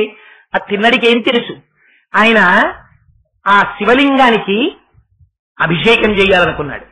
పరమశివుడికి ఆకలి తీరడానికి ఇంత పదార్థం పెట్టాలనుకున్నాడు. గబగబా నీటి దగ్గరికి వెళ్ళాడు. ఆ నీటిని అప్పటికే శంకరుడికి పెట్టడం కోసమని బాగా కాలి రుచికరంగా ఉన్నటువంటి పంది యొక్క శరీరంలో ఉన్న మాంసఖండాన్ని ఎంచుకోవడం కోసమని 4 మాంసం ముక్కలు కొరికి చూసి తన లాలాజనంతో కూడినటువంటి ఎంగిలైన మాంసం ముక్కను దాన్ని ఎడం చేత్తో పట్టుకున్నాడు, ధనస్సు పట్టుకున్నాడు. ఇంకా పట్టుకోవడానికి ఒక చిన్న పాత్ర కూడా నీళ్లతో పట్టుకోవడానికి ఉన్నవి 2 చేతులు 2 ఉన్నాయి. అందుకని ఏం చేశాడు? శివుడికి అభిషేకం చేయాలో తెలిసింది. ఆయన స్నానం చేస్తే కానీ ఏమి తింటానో అనుమానం. అందుకని ఆ ఏటిలో ఉన్న నీటిని పుక్కిట పట్టాడు. పుక్కిట పట్టి శివలింగం దగ్గరికి వెళ్ళాడు. ముందు రోజు పూజ చేసినటువంటి పువ్వులు కనబడ్డాయి. ఆ పువ్వులు తీయాలి. శివాలయంలో శివలింగం మీద ముందు రోజు అర్చన చేసినటువంటి పుష్పములను తీయడం కోసమని చాలా మెత్తటి బ్రష్ ని కూర్చా అన్నదాన్ని వాడతారు. అది తీయడం కోసమని ఏది పెట్టి తీయాలో తెలియలేదు. ఇప్పటి వరకు అరణ్యంలో ఉన్నటువంటి జంతువుల యొక్క మలమూత్రములను తొక్కి వచ్చినటువంటి తన పాదరక్ష చేత్తో తీసి ఆ పాదరక్షతో ఆ చెప్పుతో శివలింగం మీద నిర్మాల్యాన్ని తీశాడు. మార్గావర్తిత పాదుకా పశుపతే రంగస్య కూర్చాయతే గండూషాంబు నిషేచనం పురరిపోర్దివ్యాభిషేకాయతే. అభిషేకం చెయ్యాలి. ఏం చెప్తారు? రుద్రాధ్యాయం వచ్చా? అనుదాత్త స్వరాలతో పలకడం వచ్చా? తన నోటితో చెక్కినటువంటి ఎంగిలి నీటిని భూమిశాడు శివలింగం మీద. అభిషేకంగానే పరమాత్మ భావించారు. భక్తి ఆయనకి ప్రధానం. ఆ భక్తి లేనప్పుడు రమణులు అంటారు, 1,000 సార్లు నీ ఒళ్ళు గిల్లుకున్నా ఒకటే, 1,000 బిల్వార్చనని మారేడు చెట్టుని గిల్లినా ఒకటే అంటారు. అందుకని అదిగో అలా తీసుకొచ్చాడు. కండూషాంబు నిషేచనం పురరిపోర్దివ్యాభిషేకాయతి కించిత్ భక్షిత మాంసశేష కబలం నవ్యోపహారాయతి. తను ఎంగిలి చేసి భూమితో కూడి తెచ్చినటువంటి ఒక మాంసపు ముక్కను అక్కడ పెట్టి శంకరా తినన్నాడు. శంకరుడు తీసుకుని తిన్నాడు. భక్తి కిం నకరోత్సహో వనచరో భక్త్యావతంసాయకే. భక్తికి ఎంత లొంగిపోయావయ్యా? ఈ మాట విని ధూర్జటైతే గుండెలు బాధేసుకున్నాడు కాళహస్తీశ్వర శతకంలో. ఏమయ్యా, ఎంగిలి మాంసం ముక్క తినేశావా? నీకు మాంసము వాంఛయ్యేది కరువా? నీ చేత లేడుండగా జోకైనట్టి కుఠారముండ అనలజ్యోతుండ నీరుండగా బాటంబొప్ప ఘటించు పులకన్ భక్షింపక బోయిచే ఇంగిలి మాంసం ఎట్లు చేకొంటివి శివ అని అడిగారు. ఎందుకని? శివానికంత కరువా మాంసం? మనం ఎవరన్నా పిల్లాన్ని ఎవరన్నా తెలుసున్న వాళ్ళు ఇంటికి తీసుకెళ్తే వాళ్ళు పెట్టిన 2 కాజాలు తినేసి ఇంకా పెట్టండి ఇంకా పెట్టండి ఇంకా పెట్టండి అని ఏడిస్తే ఇంట్లో ఉన్న కాజాలన్నీ పెట్టేసినా కూడా తినేసి అన్ని కాజాలు అయిపోయినా కూడా వాడు ఏడుస్తుంటే వాళ్ళు వచ్చి అయ్యో బాబు ఏడవకు మాకు తెలియదు, నువ్వు వచ్చేప్పుడు ఇంకోసారి 2 కేజీల కాజాలు ఈసారి కొనొచ్చుతాం అని చెప్తే సిగ్గుపడి మనం ఇంటికి పిల్లాన్ని తీసుకొచ్చి అంటాం, ఎరా నీకు కరువా? ఇట్లా కాజాల కోసం అలా ఏడిచేవక్కరా అంటాం. అలా ధూర్జట అన్నాడు పరమశివుణ్ణి, నీకు మాంసము వాంఛయేని కరువా? నీ చేత లేడుండగా జోకైనట్టి కుఠారముండ అనలజ్యోతుండ నీరుండగా. ఏమయ్యా, నీకంత కరువా మాంసం ముక్క తినాలని? అంత కరువైతే ధవలవపుషమిందోర్మండలే సన్నివిష్టం భుజగవలయహారం భస్మదిగ్ధాంగమీశం మృగయ పరశు పాణిం చారు చంద్రార్థమౌళిం హృదయ కమల మధ్యే సంతతం చింతయామి. ఒక చేత్తో మృగాన్ని పట్టుకున్నావు కదా, జింకని, ఒక చేత్తో పరశువు పట్టుకున్నావు కదా. ఏం లేచి వెళ్ళాలా? వంట చేసుకోవాలా? ఈ చేత్తో ఉన్న గొడ్డని పెట్టి ఈ చేతిలో ఉన్న మృగాన్ని ఒక్క దెబ్బ కొట్టి మాంసం ముక్కోడి తీసి చేతిలో బ్రహ్మగారి పుర్రి ఉంది అందులో బారేసుకుని ఈ పైన రంగతుంగ తరంగ సంఘములతో రంజిల్లు ఘోషంబుతో బంగారంబకు పొంగుతో నురగతో పువ్వాట తుంపర్లతో భంగులు తల్పుచు జంఘలించు తన ఓ భాగము నుండి దారం గంగమ్మను దర్శితే శిరమునన్ రంజిల్లుతుం శంకర అని గంగని పెట్టావు కదా ఆ రోజున ఆ గంగమ్మ ఉంది కదా ఆ గంగ తీసి బ్రహ్మకపాలంలో పోసుకుని ఇక్కడే ఉంది కదా అగ్నిహోత్రం మూడో కన్ను దీని మీద ఉడకేసుకుని నోట్లో వేసుకోలేవు ఎంగిలి మాంసం తింటావా అని అడిగాడు ధూర్జటి అంటే ఏడు నిజంగా శివుణ్ణి నిందించాడనే నిందాస్తుతి స్వామి శంకర ఇంతగా లొంగిపోతావా భక్తికి అని గుండెలు బాదుకున్నాడు ధూర్జటి అంతటి మహాభక్తుడు అందుకని శంకరులు అంటారు శివానంద లహరిలో స్వామి నాకేం కావాలి నరత్వం దేవత్వం నగవన మృగత్వం వశకత పశుత్వం కీటత్వం భవతు విహగత్వాది జననం సదాత్తత్ పాదాబ్జ స్మరణ పరమానంద లహరి విహారాసక్తం చేద్రూదయమిహకింతే నవపుష తండ్రి శరీరం నేను చేసిన కర్మను అనుసరించి వస్తుంది నాకు బెంగలేదు నేను ఏనుగవని సింహాన్నవని పావునవని పుట్టనవని చెట్టునవని గట్టునవని నదినవని సముద్రాన్నవని కొండనవని ఏదవని నాకు మాత్రం సర్వకాలములయందు నీ పాదములను పట్టి పూజ చేసి చింతించేటటువంటి భాగ్యము కలిగితే చాలు శంకర నాకు శరీరం గురించి బెంగలేదన్నారు శంకరులంతటి వారు భక్తిని ఎలా మనం నేర్చుకోవాలో లోపల ఎలా మనస్సులో నిలబెట్టుకోవాలో నేర్పారే అంతటి మహానుభావుడు కనుక ఇవాళ భక్తితో అమ్మవారి పాదముల దగ్గరికి వెళ్ళి నీకున్నది అని చెప్పుకోవడానికి నీకేమున్నదని చెప్పుకుంటావురా అమ్మ కటాక్షం అడగడానికి నీకున్నదని చెప్పకు అమ్మ దగ్గరికి వెళ్ళి ఉన్నది ఉన్నది ఉన్నది అంటూ చెడిపోతున్నావు నాకున్నది అనకు ఏమంటావు స్నపయ కృపయ మమపి శివే మనకేముందమ్మా అనేనాయం ధన్యో భవతి నచతే హనిరియత అమ్మా దీనం నేను చాలా దీనుండమ్మా నాకేం తెలియదు నీ కడగంటి చూపు ప్రసరించినా బాగుపడని వాణ్ణి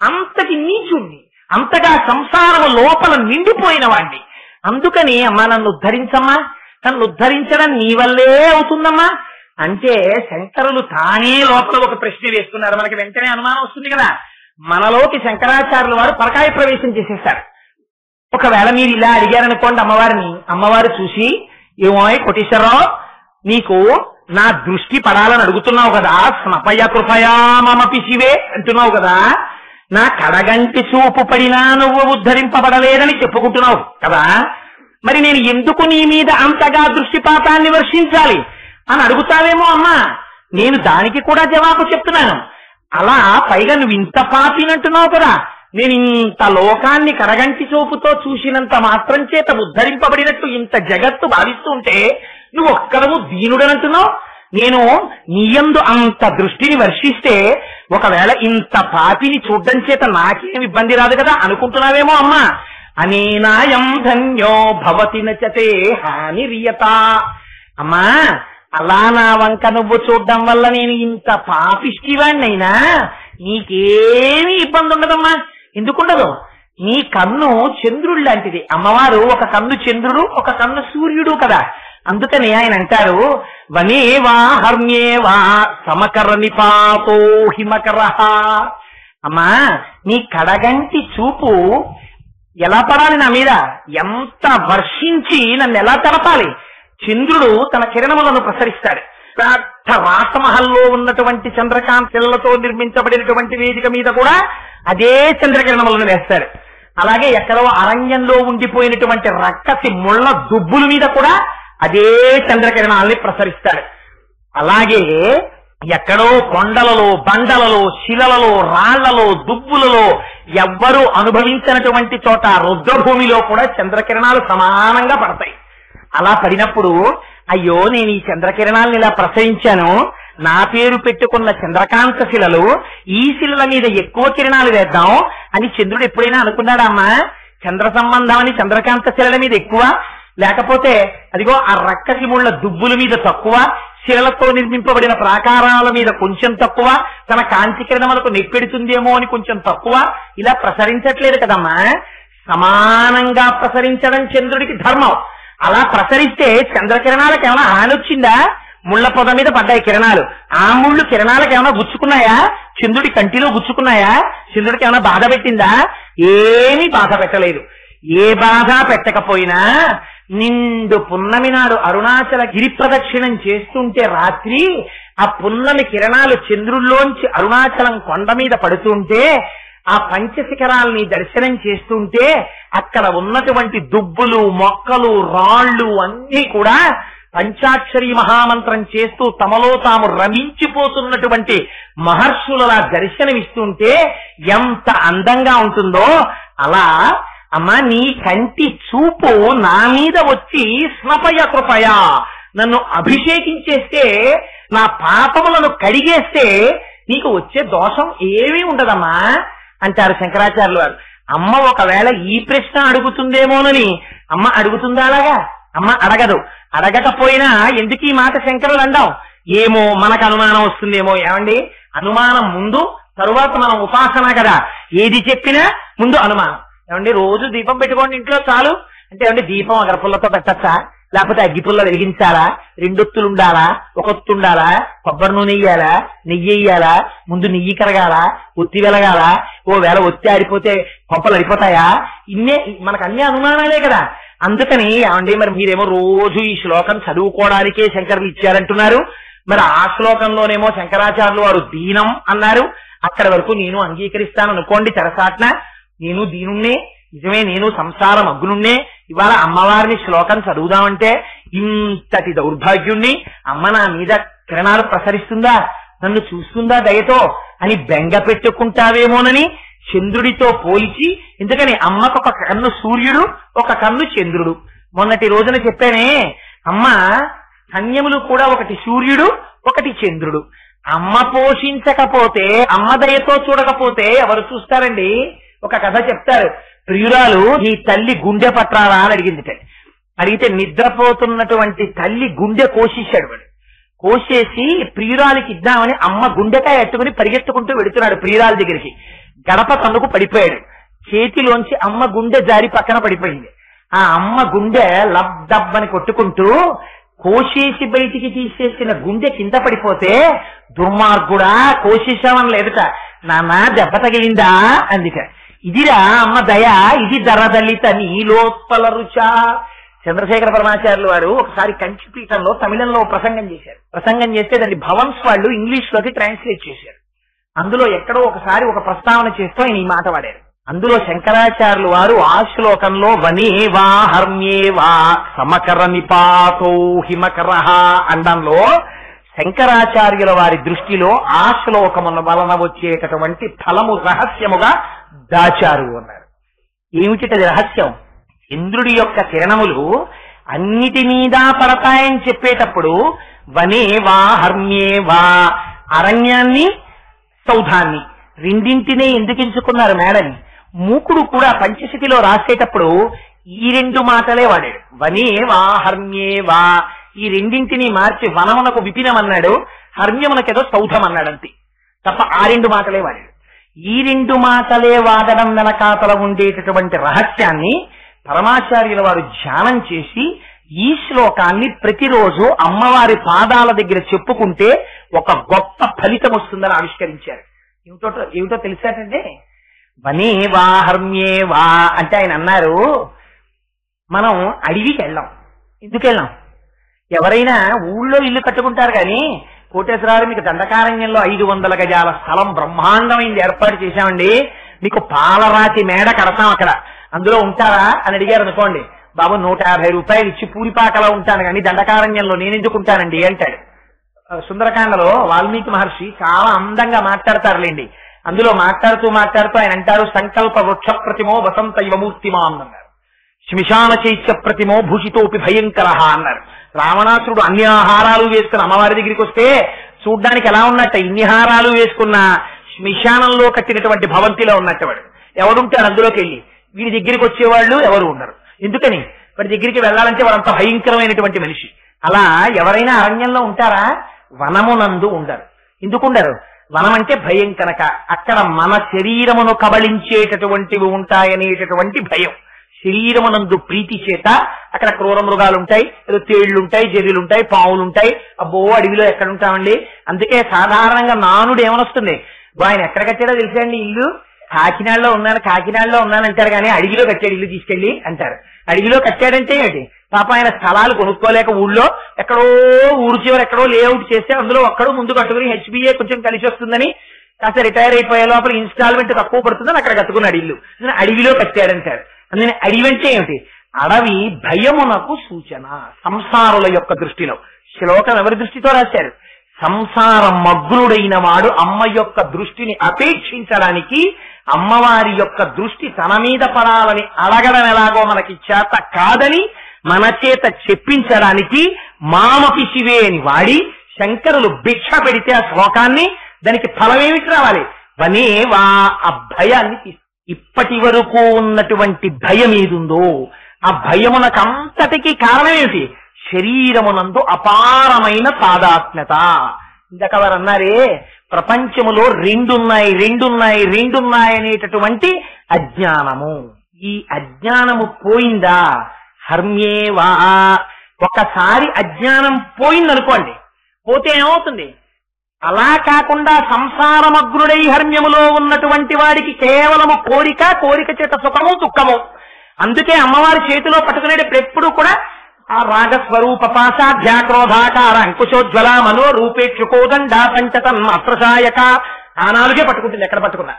ఎవరికి జ్ఞానం కలిగినటువంటి వారికి అమ్మ దర్శనం ఇవ్వనివ్వండి, ఆ నాలుగిటితోటే దర్శనం ఇస్తుంది. మొన్న చెప్పా ఈ 4 మన్మధుడి చేతిలోకి వెళ్ళాయా పతనావస్థకి తీసుకెళ్తాడు. ఈ 4 అమ్మవారి చేతిలోకి వచ్చాయా జ్ఞానం వైపుకి తీసుకెళ్లిపోతుంది. ఎవరికి దర్శనం అవనివ్వండి అమ్మవారిని, ఇదే చెప్తారు శ్లోకం.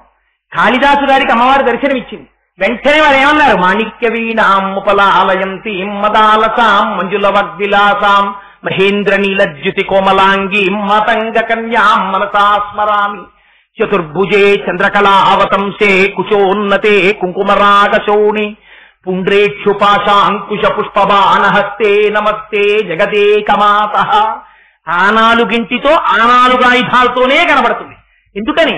రాగాన్ని ద్వేషాన్ని తీసి మనస్సుని లయం చేసి తన పాదముల వైపుకి తిప్పుకుని శివజ్ఞానమిచ్చి శివునిలో కలుపుతోంది కనుక ఇది అమ్మవారి యొక్క దయ. అందుకని ఒకసారి జ్ఞానం వచ్చిందా వాడు హర్మ్యములో, అంతకుముందు హర్మ్యంలో ఉండడం సంసారంలో ఉండడం, ఇప్పుడు వాడు హర్మ్యములో ఉన్న అమ్మవారి అనుగ్రహం కలిగిందా, భక్తి చేత జ్ఞానం వచ్చిందా, వాడు హర్మ్యములో ఉన్న వనములో ఉన్న వాడు నిర్భయమైనటువంటి స్థితిని పొందుతాడు. నిర్భయమైనటువంటి స్థితిని పొందడమే అద్వైతమైనటువంటి స్థితిలోకి ప్రవేశించడం. అందుకని అలా ప్రవేశపెట్టగలిగినటువంటి స్థితి భక్తితో నువ్వు కూర్చొని ప్రార్థన చేస్తే ఆ భక్తి చేత ప్రీతి చెందిన అమ్మవారు యోగ్యతాయోగ్యతలను విచారించక నిర్హేతుకమైన కృపని జ్ఞానముగా వర్షిస్తే ఆనాడు నువ్వు ఆ స్థితిని పొంది అద్వైతానుభూతిని పొంది ఆ అమృతత్వమును పొందగలవు అని చెప్పడానికి శంకరులు ప్రార్థనా శ్లోకంలో చెప్పి దీనికి ఫలస్థుతి చెబితే ఈ ఫలం వస్తుంది అని వారి నోటి వెంట అంటే అమ్మవారు నిర్హేతుకంగా ఇవ్వవలసినటువంటి ఫలాన్ని కేవలం అంటే వస్తోంది అని చెప్పకూడదు కనుక అది మీ మనస్సు నిలబడడం ప్రధానంగా ఉంటుంది. కేవలం వెళ్లి చెప్పడం రిచువలిస్టిక్ అంటారు ఇంగ్లీష్ లో. తంతు రమణ మహర్షి అద్వైత స్థితిలో ఉండేటటువంటి అనుభవాన్ని అద్వైత స్థితిలో లేకపోవడాన్ని వెంటనే చూపిస్తుండేవారు. రమణ మహర్షి ఆశ్రమంలో మామిడి చెట్లు ఉండేవి, ఇప్పటికీ ఉన్నాయి. అంటే రమణులు లోపల కూర్చున్నారు, వసంతకాలం వచ్చింది, చక్కటి మామిడి పళ్ళు పండాయి. ఎవరో అన్నారు, ఏమండి ఇవాళ భోజనాల్లో మామిడి పళ్ళు వడ్డిద్దాం, చెట్లకి మామిడి పళ్ళు ఉన్నాయి, భగవాన్ పళ్ళు కొయ్యమంటారా అని అడిగారు. అడిగితే మహర్షి అన్నారు కొయ్యండి అన్నారు. అంటే వాళ్ళు వచ్చి గబగబా పెద్ద పెద్ద కర్రలు పట్టుకొచ్చి కింద అప్పటికప్పుడు కొయ్యడానికి ఏం లేవు, అందుకని ఒక గోనె సంచి ఇద్దరు కలిసి ఇలా పడుతున్నారు, కర్ర పెట్టి కొడుతున్నారు పండుని. ఆ పండు తెగి పడితే కింద పడితే తగిలిపోతుంది కనుక గోనె సంచిలో పడితే తీసి భోజనంలో వడ్డిస్తారు. పడుతున్నాయి మామిడి పళ్ళు. పడుతుంటే ఈ దెబ్బలు ఎవరికి తగులుతున్నాయి? కొమ్మలకి తగులుతున్నాయి, ఆకులు రాలుతున్నాయి. వీళ్ళందరూ ఎవరు? వీళ్ళందరూ మహాజ్ఞాని అయినటువంటి రమణ మహర్షిని విడిచిపెట్టకుండా తిరుగుతున్న వాళ్ళు. పరుగు పరుగున రమణులు బయటికి వచ్చారు. బయటికి వచ్చి కళ్ళడిల్లిపోయి కళ్ళ నీళ్లు పెట్టుకుని పళ్ళిచ్చిన పాపానికి చెట్టుని కొడుతున్నారా? ఆ చెట్టు ఎంత బాధపడుతుందో ఆలోచించారా? దాని ఆకులు రాలిపోతున్నాయి. మిమ్మల్ని ఎడా పెడా కొడుతున్నప్పుడు మీ చెవులకు పెట్టుకున్న ఆభరణాలు, మీ మొక్కుకు పెట్టుకున్న ముక్కు పుడక మీ చేతులకి వేసుకున్నటువంటి ఆభరణాలు ఇవన్నీ రాలిపోయేటట్టు కొడుతూ ఉంటే మీకు ఎంత బాధగా ఉంటుంది. ఆ బాధ మీకు అనిపించట్లా చెట్టును చూస్తుంటే? ఎందుకలా చెట్టును కొడతారు? పళ్ళిచ్చిన పాపానికి చెట్టును కొడతారా? కొట్టకండి చెట్టును, అసలు ఆ పళ్ళు పోయకండి అన్నారు. ఎందుకంత కోపం రమణులకి? ఎందుకంత కోపం వచ్చింది? జ్ఞాని అంతటా బ్రహ్మమును చూడగలరు, చెట్టులో కూడా బ్రహ్మమును చూడగలరు. మనము చేస్తాం అభిషేకం. నమ సోమాయ చ రుద్రాయ చ నమ తామ్రాయ చ అరుణాయ చ నమ శంగాయ చ పశుపతయే చ నమ ఉగ్రాయ చ భీమాయ చ నమో అగ్రే వదాయ చ దూరే వదాయ చ నమో హంత్రే చ హనీయతై చ నమో వృక్షేభ్యో హరికేశేభ్యో నమ తారాయ నమ శంభవే చ మయోభవే చ నమ శంకరాయ చ మహేశ్వరాయ చ నమ శివాయ చ శివతరాయ చ అంటాడు. కానీ నువ్వు చూడగలిగిన కన్నేది నీకు? నోరు వచ్చు కనుక రుద్రం పలికేస్తోంది. కానీ హరికేశాయోపవీతి మే పుష్టానాం పతయే నమో నమో కనపడేటటువంటి చెట్ల యొక్క కొమ్మలకున్న ఆకులలోని ఆకుపచ్చతనంలో బ్రహ్మమును దర్శించగలుగుతున్నావా? దర్శించలేకపోతున్నావు. ఈ కనపడేటటువంటి సమస్త జగత్తు యందు బ్రహ్మమును దర్శించగలిగిన నాడు నువ్వు ఎవరికి అపకారం చెయ్యగలవు? ఆ బ్రహ్మము నీకన్నా భిన్నమై లేదు. ఒక్కటై ఉన్నటువంటి వాడికి ఇంకా భయం ఎక్కడుంటుంది? అందుకే రమణులు అంటారు, చెరుకు కర్ర తీసుకెళ్లి కత్తితో నరికినా, మరలో పెట్టి తిప్పినా, పళ్ళ మధ్య పెట్టి కురికినా తీయటి రసం వస్తుంది తప్ప చెరుకు కర్రలోంచి రక్తము రాదు అంటారు. జ్ఞాని శరీరము ఖేదము పొందుతున్నా అంతటా బ్రహ్మమును చూసి బ్రహ్మమునందు అనుభవాన్ని పొందుతున్న వాడికి శరీరము పొందుతున్న ఖేదముతో తాదాత్మ్యం ఎక్కడిది? అద్వైతము నోటితో చెప్పేది కాదు. కేవలము నోటితో చెప్పిన వాళ్ళందరూ అద్వైతాన్ని తెలుసుకున్న వాళ్ళైతే అంతకన్నా హాస్యంతో కూడుకున్న విషయం ఇంకొకటి లేదు. అద్వైతము కేవలము అనుభూతి. రెండు కానిదిగా సర్వకాలముల యందు ఒకటైన బ్రహ్మమునందు తాను రమించగలిగినటువంటి స్థితి కలిగితే పానీయంబులు త్రాగుతున్, కుడుచుతున్, భాషించుతున్, హాసలీలా నిద్రాదులు చేయుతున్, తిరుగుతున్, లక్షించుతున్, సంతత శ్రీనారాయణ పాదపద్మ యుగలి చింతామృతాస్వాద సంధానుండై సురారి సుతుడే మరచన్. అలా మరిచిపోయి అంతటా ఏం చేస్తున్నా ఎప్పుడు బ్రహ్మాన్ని దర్శనం చేస్తూ అబ్బా అబ్బా అబ్బా అబ్బా అని ఆనందపడిపోతూ తాను బ్రహ్మముగా నిలబడిపోగలిగినటువంటి స్థితి కలిగినటువంటి వ్యక్తికి అసలు నోరు విప్పి మాట మాట్లాడవలసినటువంటి అగత్యమే ఉండదు. ఎందుకంటే తాను రాశీభూతమైన ఆనందము కనుక. ఇది నువ్వు ఎన్ని గ్రంథములు చదివినా వచ్చేది కాదు. ఎక్కడి నుంచి వస్తుంది? ఇది కేవలం అమ్మవారి అనుగ్రహం చేత మాత్రమే వస్తుంది. అనుగ్రహం ఎప్పుడు వస్తుంది? నువ్వు భక్తితో కూర్చున్నప్పుడు వస్తుంది. ఆ భక్తి వరకు నేను మార్గం చెప్తా. జ్ఞానము తల్లి యొక్క అనుగ్రహము. అందుకని వనేవా హర్మ్యేవా సమకర నిపాతో హిమకర. ఇది ప్రమాణం. అర్హత ఇది నిర్ణయించవలసినది అమ్మా అని ఇన్ని రహస్యాల్ని అందులో పెట్టి మనం ఆ ప్రార్థన చెయ్యలేమని శంకర భగవత్పాదులు ఒక పరమాద్భుతమైనటువంటి శ్లోకాన్ని మనం ప్రతిరోజు ప్రార్థనా శ్లోకంగా అమ్మవారి పాదముల దగ్గర కూర్చుని విజ్ఞాపన చేసుకోగలిగినటువంటి శ్లోకాన్ని చెప్పుకోవడం కూడా చేతకాని వాళ్ళం కనుక, ఎప్పుడు సంసారం అనేటటువంటి దాంట్లో పడి మగ్నులమై కొట్టుకుంటున్నాం కనుక, ఎల్ల శరీరధారులకు ఇళ్లను చీకటి నోతి లోపలం త్రెండక నీరు నేనును మతి భ్రమణంబున భిన్నులై ప్రవర్తిల్లక సర్వమున్నాతని దివ్య కళామయమంచు విష్ణునందుల్లము చేర్చితారడవి నుండుట వేలు నిశాచరగ్రణి అంటాడు ప్రహ్లాదు హిరణ్యకశిపుడితోటి. అందుకని అదిగో మనం సంసారం అనేటటువంటి చీకటి నూతిలో పడి కొట్టుకుంటున్న వాళ్ళం కనుక, అసలు అమ్మ అంత దయతో కూడుకున్న అమ్మ అన్న విషయం జన్మనిచ్చిన అమ్మనే చూడటం లేదు కదా. అంటే మీ వంటి వారిని కాదు మహాప్రభు, నా వంటి దురాత్ముడి గురించి చెప్పుకుంటున్నానంతే. మా అమ్మకి నేనన్నం పెడుతున్నానన్నవాడే కానీ అమ్మ చేతి అన్నం తినే అదృష్టం నాకు ఇంకా దొరికిందండి భగవంతుడి యొక్క కృప వల్ల అని మాట మాట్లాడగలిగినటువంటి అనుభూతిని పొందుతున్న వాళ్ళు ఎంతమంది ఉన్నారు. మా అమ్మగారు నాన్నగారు పెద్దవారు అయిపోయారండి. అమ్మగారిని నాన్నగారిని ఇద్దరు అన్నదమ్మలం 6 నెలలు ఇద్దరం ఉంచుకుంటూ ఉంటాం. 6 నెలలు మా తమ్ముడి దగ్గర అయిపోయింది. మా అమ్మ నాన్నగారు వస్తున్నారు. నా దురదృష్టం ఏంటంటే క్యాటాక్ వచ్చాక ఆయన ఇక్కడికి వస్తున్నాడు, ఇక్కడైతే ఆపరేషన్ చేయించుకోవచ్చని ఎన్నని నేను పడతానండి అని వచ్చి వీడి ఇక్కడ కూర్చుని చెప్తాడు. ఇతరమైన విషయములన్నింటికీ వీడి దగ్గర డబ్బు ఉంటుంది. తెల్లవారి లేస్తే నీ యొక్క సంక్షేమాన్ని కోరుకోవడం తప్ప ఇంకోటి తెలియని అమ్మ. ఆ అమ్మకి పట్టెడన్నం నేను పెడుతున్నానంటాడు. సిగ్గుపడిపోతుందండి నిజంగా అమ్మతనం అంటే. అందుకే మొన్న చెప్పాను నేను మీకు, అమ్మ అన్నం తినడాన్ని సౌందర్యలహరిలో శంకరాచార్యులు వారు చెప్పలా. నివృత్యై చండాంశ త్రిపురహర నిర్మాల్య విముఖై. శివుడు తిండని చెప్తారు. అమ్మ తాంబూలం వేసుకుంటుంది. అమ్మ తినడం అంటే పిల్లలు తినడం, అమ్మ తినడం. ఎవరైనా మీరు చూడండి, ఇది అందరికీ అనుభవైక వేద్యం. తల్లులందరికీ పిల్లలు అమ్మ జంతికలు వేస్తూ ఉంటుంది. పిల్లలందరినీ పిలిచి అందరికీ తలకో జంతిక పెడుతుంది, వేడి జంతికలు. వీళ్ళు కూర్చుని అవన్నీ నలిపేసి పరపర పరపర పరపర పర తినేస్తారు. మళ్ళీ రెండో వాయి వేసి మళ్ళీ ఒక్కొక్క జంతిక పెడుతుంది. పెట్టేసిన తర్వాత అమ్మ చాలా బాగున్నాయమ్మా, చాలా బాగున్నాయమ్మా అని తినేస్తాడు. తినేసిన తర్వాత ఇంత పిండి ముద్దు ఉంటుంది గిన్నెలో. ఉన్నాక అందులో ఎవడో ఒక యోగ్యుడైన సంస్కార బలం ఉన్న కొడుకు అంటాడు, అమ్మా మేము ఇన్ని జంతికలు తినేసాం, ఇంక ఇంతే పిండి ఉంది, అమ్మ నువ్వు తినలేదమ్మా అంటాడు. అంటే అమ్మ అంటుంది, నాన్న నా కడుపు నిండిపోయిందిరా అంటుంది. అదేంటమ్మా నువ్వు తినలేదు కదమ్మా, నీకు ఎలా నిండిపోయిందమ్మా అంటాడు కొడుకు. నాన్న మీ అందరూ తిని సంతోషిస్తే నేను తిన్నట్టు కదా, నా కడుపు నిండిపోయిందిరా అంటుంది. అమ్మ కడుపు నిండడం మీ ప్రేమ చేత నిండుతుంది. ఇది పరమభక్తి. ఆ లౌకికమైన అమ్మకే అంత ప్రేమ ఉంటే ఆ అమ్మ ఇన్ని బ్రహ్మాండములను కన్నా అమ్మ, ఆ అమ్మ పాదాల దగ్గర కూర్చుని అయ్యో అమ్మా నేను ఇలాంటి వాడిని అమ్మా ఒక్కసారి చూడమ్మా అనడం కూడా మనకి రావట్లేదని మనయందు దయతో శంకరులు మన కోసమని మామపిచివే అంటూ ఇచ్చిన పరమ పవిత్రమైన శ్లోక రూప అమృత గుల్చ. అందుకని కానీ ఇంకా ఇవాళ మళ్ళీ వేరొక శ్లోకాన్ని ప్రారంభించేస్తే పూర్తి చేసేటప్పటికి మీ అందరికీ ఇళ్ళకి వెళ్ళడం కొంచెం క్లేశం అయిపోతుంది. కాబట్టి నేను రేపటి రోజున మళ్ళీ వేరొక శ్లోకాన్ని విజ్ఞాపన చేస్తాను. ఇవాళ బ్రహ్మశ్రీ గరికపాటి నరసింహారావు గారు వచ్చి ఇక్కడ కూర్చోవడమే నా దృష్టిలో అమ్మవారు వచ్చి కూర్చుని విన్నట్టు. ఆవిడ కావ్యాలాప వినోదిని కదా, అవతలవాడు చెప్పగలిగిన సమర్థుడా అని అమ్మ చూడదు.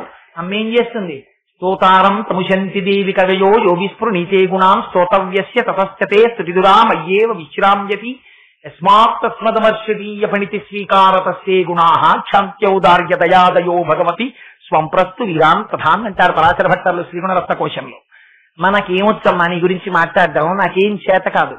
అయినా నేను 4 మాటలు చెప్తుంటే అందులో ఒప్పులున్నా తప్పులున్నా అయ్యో నా బిడ్డడు నా గురించి చెప్తున్నాడని అంత వ్యాకరణం నేర్చుకున్న మహాపండితుడైనటువంటి వాడు వచ్చి 2 చెవులు పట్టుకుని తండ్రి గారి దగ్గర ప్రవర చెప్పుకుని పాదాలు పట్టి నమస్కారం చేసి కూర్చుని వ్యాకరణ శాస్త్రం నేర్చుకుంటున్న కొడుకుని చూసి మురిసిపోయిన తండ్రి కన్నా వచ్చిరాని మాటలతో మహాపండితుడైన తండ్రి దగ్గరికి వచ్చి నాన్న నాన్న ఇలా చూడు అని ఏకవచనం ప్రయోగం చేసినటువంటి కొడుకుని చూసి మురిసిపోయినటువంటి తండ్రి తొడ మీద కూర్చోబెట్టుకున్నట్టు వచ్చిరాని మాటలతో చెప్పేటటువంటి నా మాటలను స్వీకరించడంలో నీ దయా నీ కారుణ్యం బయటికి వచ్చాయమ్మా, నా ప్రజ్ఞ ఉందంటారు పరాశర భట్టర్లు.